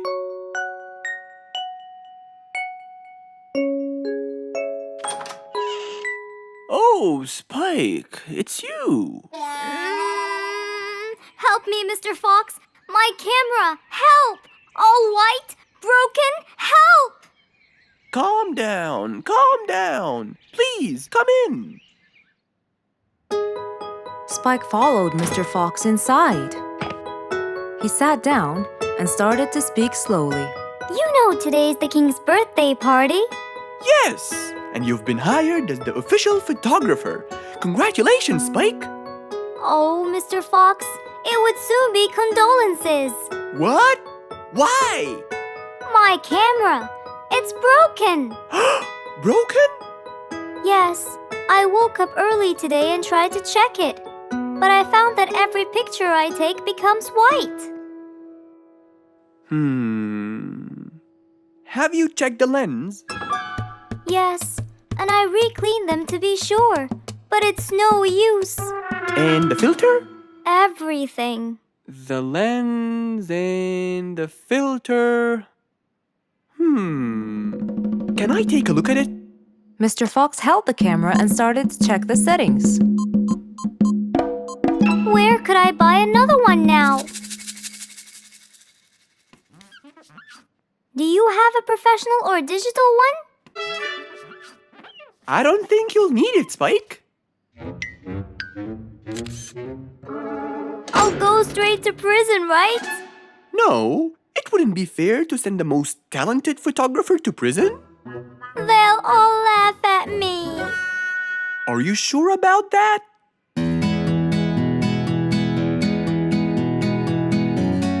Mr. Fox took a picture with the camera and showed it to Spike, who couldn't believe his eyes. Wow, it's back. What was wrong with it? Looks like you accidentally increased the gamma. Oh, I forgot to check that.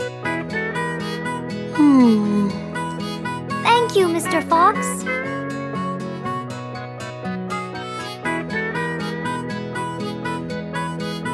go now. See you at the party. That would be awesome. With that, Spike walked out of Mr. Fox's place. He went back home with a smile on his face.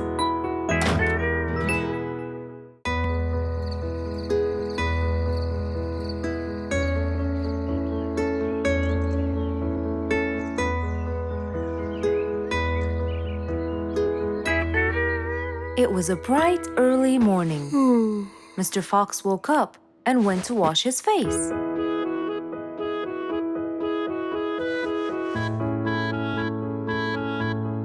Since he was feeling a little hungry, he went to prepare some breakfast. He prepared fruits, some cheese, a fried egg, and some veggies. He looked around for some bread, but couldn't find any. No problem. He'll go to the bakery and buy some. I guess I need to buy some bread from Mrs. Flute's bakery. Then I can have my delicious meal.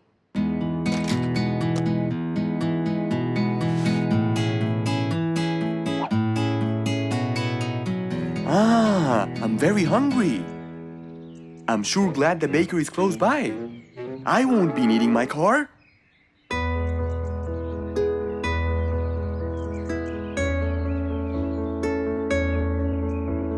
Mr. Fox decided to walk to the bakery. He really enjoyed the early morning breeze. And on his way... Good morning, Mr. Fox! Oh, Mr. Falcon! How are you? Are you getting enough sleep? Yes, I can sleep most anywhere now, and it's all thanks to you, Mr. Fox. Glad to hear that, my friend. See you around.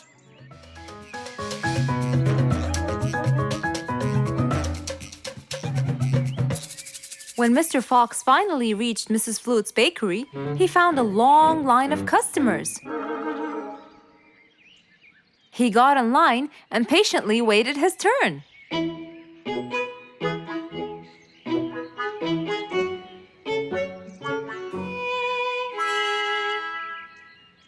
Wow, looks like everyone wants bread. Slowly, the line was moving up, and Mr. Fox got closer and closer till he finally reached the counter, where a very tired Mrs. Flutes was waiting. He was her last customer. Hello, Mr. Fox. Here you go. Hello, Mrs. Flutes. You look really tired. Yes, Mr. Fox, it's becoming more and more exhausting. Why? The number of customers has increased lately after I upgraded both the bakery and the quality of the bread that I produce. That's great. I know it's great, Mr. Fox, but the thing is, the rate of bread production is really low. Well, compared to the number of customers, that is. But why is the rate of production low? Well, Mr. Fox, grinding the wheat takes loads of time and effort. Sometimes it takes over a day or so. That's basically why everything else gets delayed. What should we do to solve this problem? Okay, Mrs. Flutes, I will head home now and eat my breakfast and try to think of a solution. And I'd like you to pass by my house tonight. I'm sure I'd figure something out by then. Really, Mr. Fox? I can't wait to hear your solution. I'll come by your house as soon as I get off work. Okay, see you later, Miss Flutes. See you later, Mr. Fox. Mr. Fox went back home to have his breakfast. Miss Flute's bakery is truly the best. I have to solve this problem, or she won't be selling any more delicious bread. With that in mind, Mr. Fox went to his workshop to give it some thought.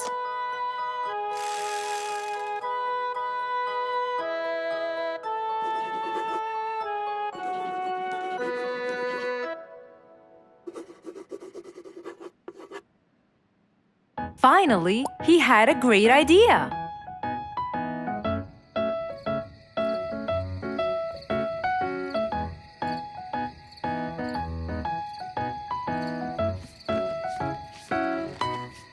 That was a long day. I should head straight for Mr. Fox. I'm sure he would have solved my problem by now.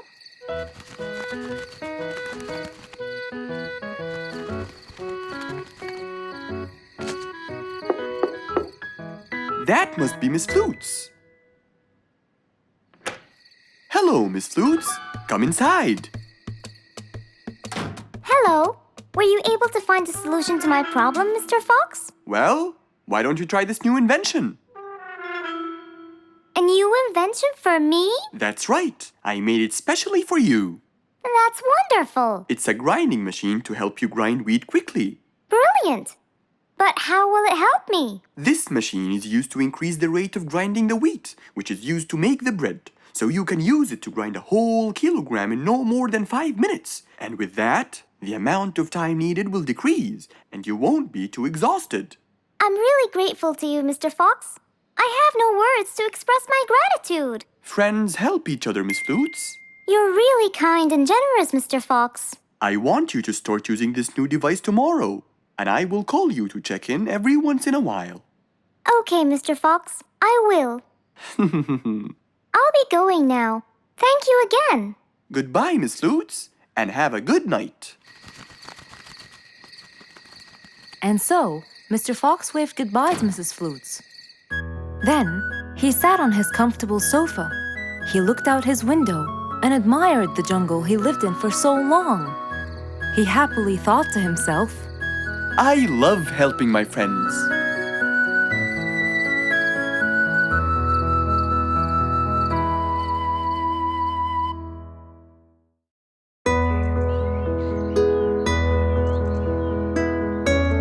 One bright sunny morning, as Mr. Fox was having his morning coffee and reading his newspaper in the balcony, his phone rang.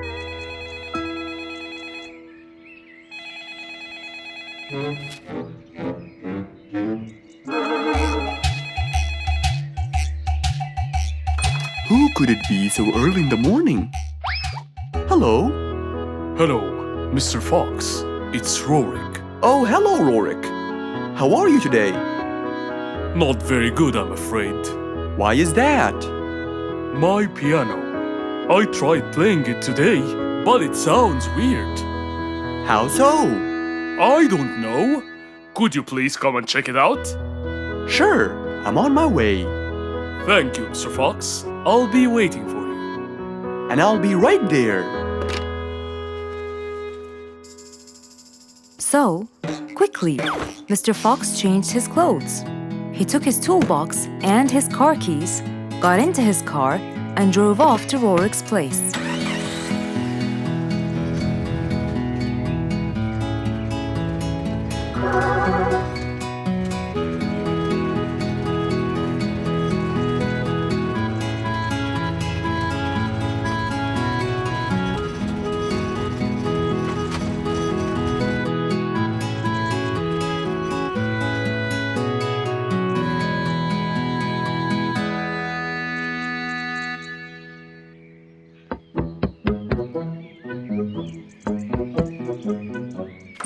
Hello, Mr. Fox. One moment, please. Your Majesty, Mr. Fox has just arrived. Of course. Let him in. Come in, Mr. Fox. His Majesty is waiting for you. Good morning, Rorik. I came right away. Oh, you're here, Mr. Fox. Please help me with my piano. It's the only thing that comforts me. Don't worry, Rorik. I'll see what I can do. Mr. Fox started to check the piano. He tried playing a few notes. What is it, Mr. Fox? Is it broken? Mr. Fox, please answer me. It sounds horrible. It's not broken, Rorik. It just needs tuning. Do I have to buy a new one? No, Rorik. It's very simple. I can tune it for you. Really? Thank you, Mr. Fox. I almost had a heart attack. However... Oh no, not that word. I'm sorry, but it might take a while. Oh, it's okay. I can wait. Okay then, I'll get started. Please, Mr. Fox, do your best. It's my everything. Don't worry, it'll be good as new. Mr. Fox opened his toolbox, grabbed a few things, and started to work.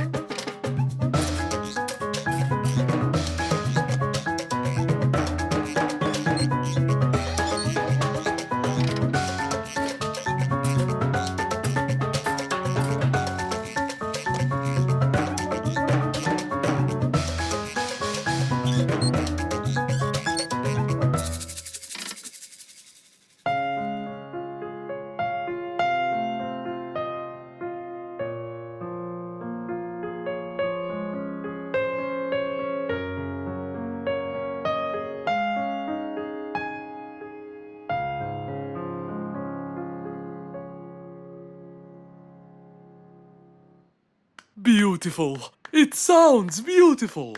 Told you everything will be alright. I can't believe it. Thank you so much, Mr. Fox. Anytime, Rorik. And with that, Mr. Fox's work was all done. He waved goodbye and drove along happily. He had helped out a friend once more. For helping each other is everything you could ever wish for.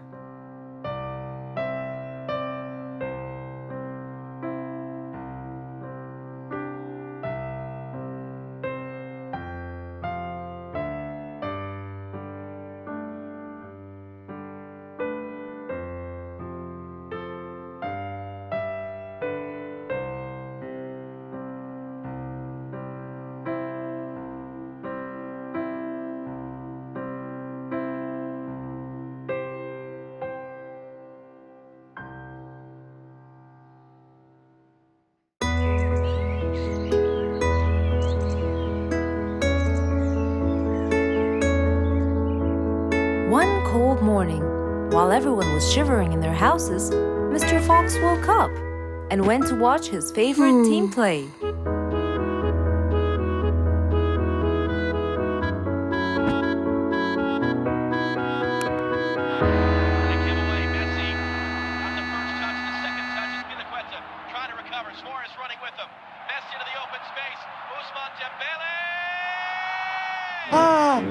He's going to win!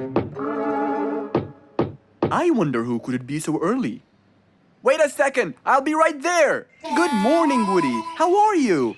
It's been a long time since we last met. Oh, Mr. Fox, it has been a while. Tell me, have you finished building Nate's ship? Yes, Mr. Fox. I used teak and bamboo. Nate liked it a lot. He took it out on a trip. He and his friends had so much fun. Great! Mr. Fox, I noticed how beautiful your flowers look. You take really good care of them. Of course. And you know what? I'll tell you everything I know about flowers. Really? Thank you, Mr. Fox. Come in and have a seat while we talk. Okay. Woody followed Mr. Fox inside. Feeling a little cold, he waited patiently while Mr. Fox prepared 2 nice bowls of hot soup for them both. Here you go. Thank you. It's delicious. Glad you liked it. Now tell me, what's bothering you, Woody? How did you know that something was bothering me? I know you all too well, my friend. Okay. You know, it's really nice and warm here. Yes, warm weather helps me think and relax. Well, Mr. Fox, I'm sure you know that I've been a carpenter for a long time now. Of course. And during the winter, my business blooms. And my customers increase because I sell them the wood they use for their fireplace. Very good. But where's the problem? The problem is, they're not all the same. So each customer needs the wood to be suitable in size for his fireplace. That's true. And as you know, I work alone. So I take so much time and effort to cut and adjust the wood to suit each and every customer in this jungle. Sounds like a serious problem. He looks really worried. Okay, Woody, why don't you come with me to my workshop? It's round the back. There, we can think together and I can invent something to help you solve your problem. I really hope so, Mr. Fox. Don't worry, we will. I know. And you taught me that there's a solution to every problem. And Mr. Fox solves every problem. Ha ha ha! That's right, Woody.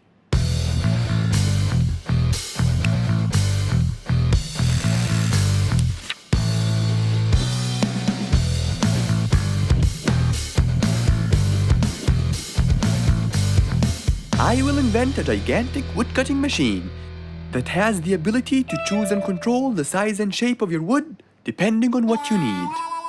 What? Really? Aw, you're the best, Mr. Fox. I'm just going to need some time to build the machine. You got it, Mr. Fox. I'll go get a few things done and I'll come back. Okay, I'll see you then, Woody.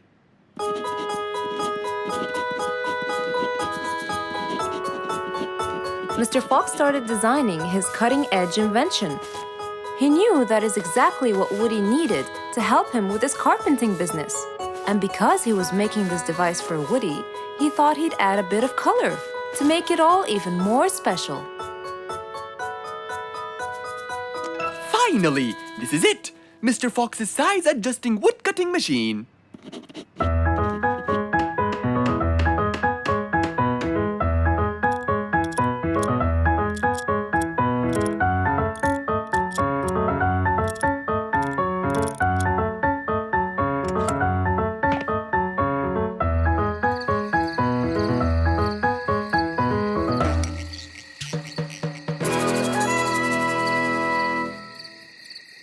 After finishing the device, Mr. Fox sat to listen to his favorite music, waiting for Woody, who came knocking on the door.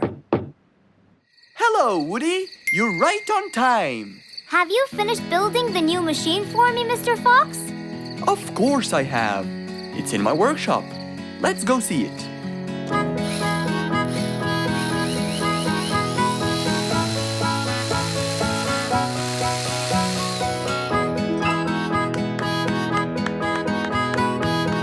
Fantastic! I don't know how to thank you, Mr. Fox. I'm really grateful for what you've done. Don't thank me. I only did what I had to do. I'd better be off now to cut more and more wood. Have a wonderful evening, Mr. Fox, and thank you again. Good night, Woody. See you soon.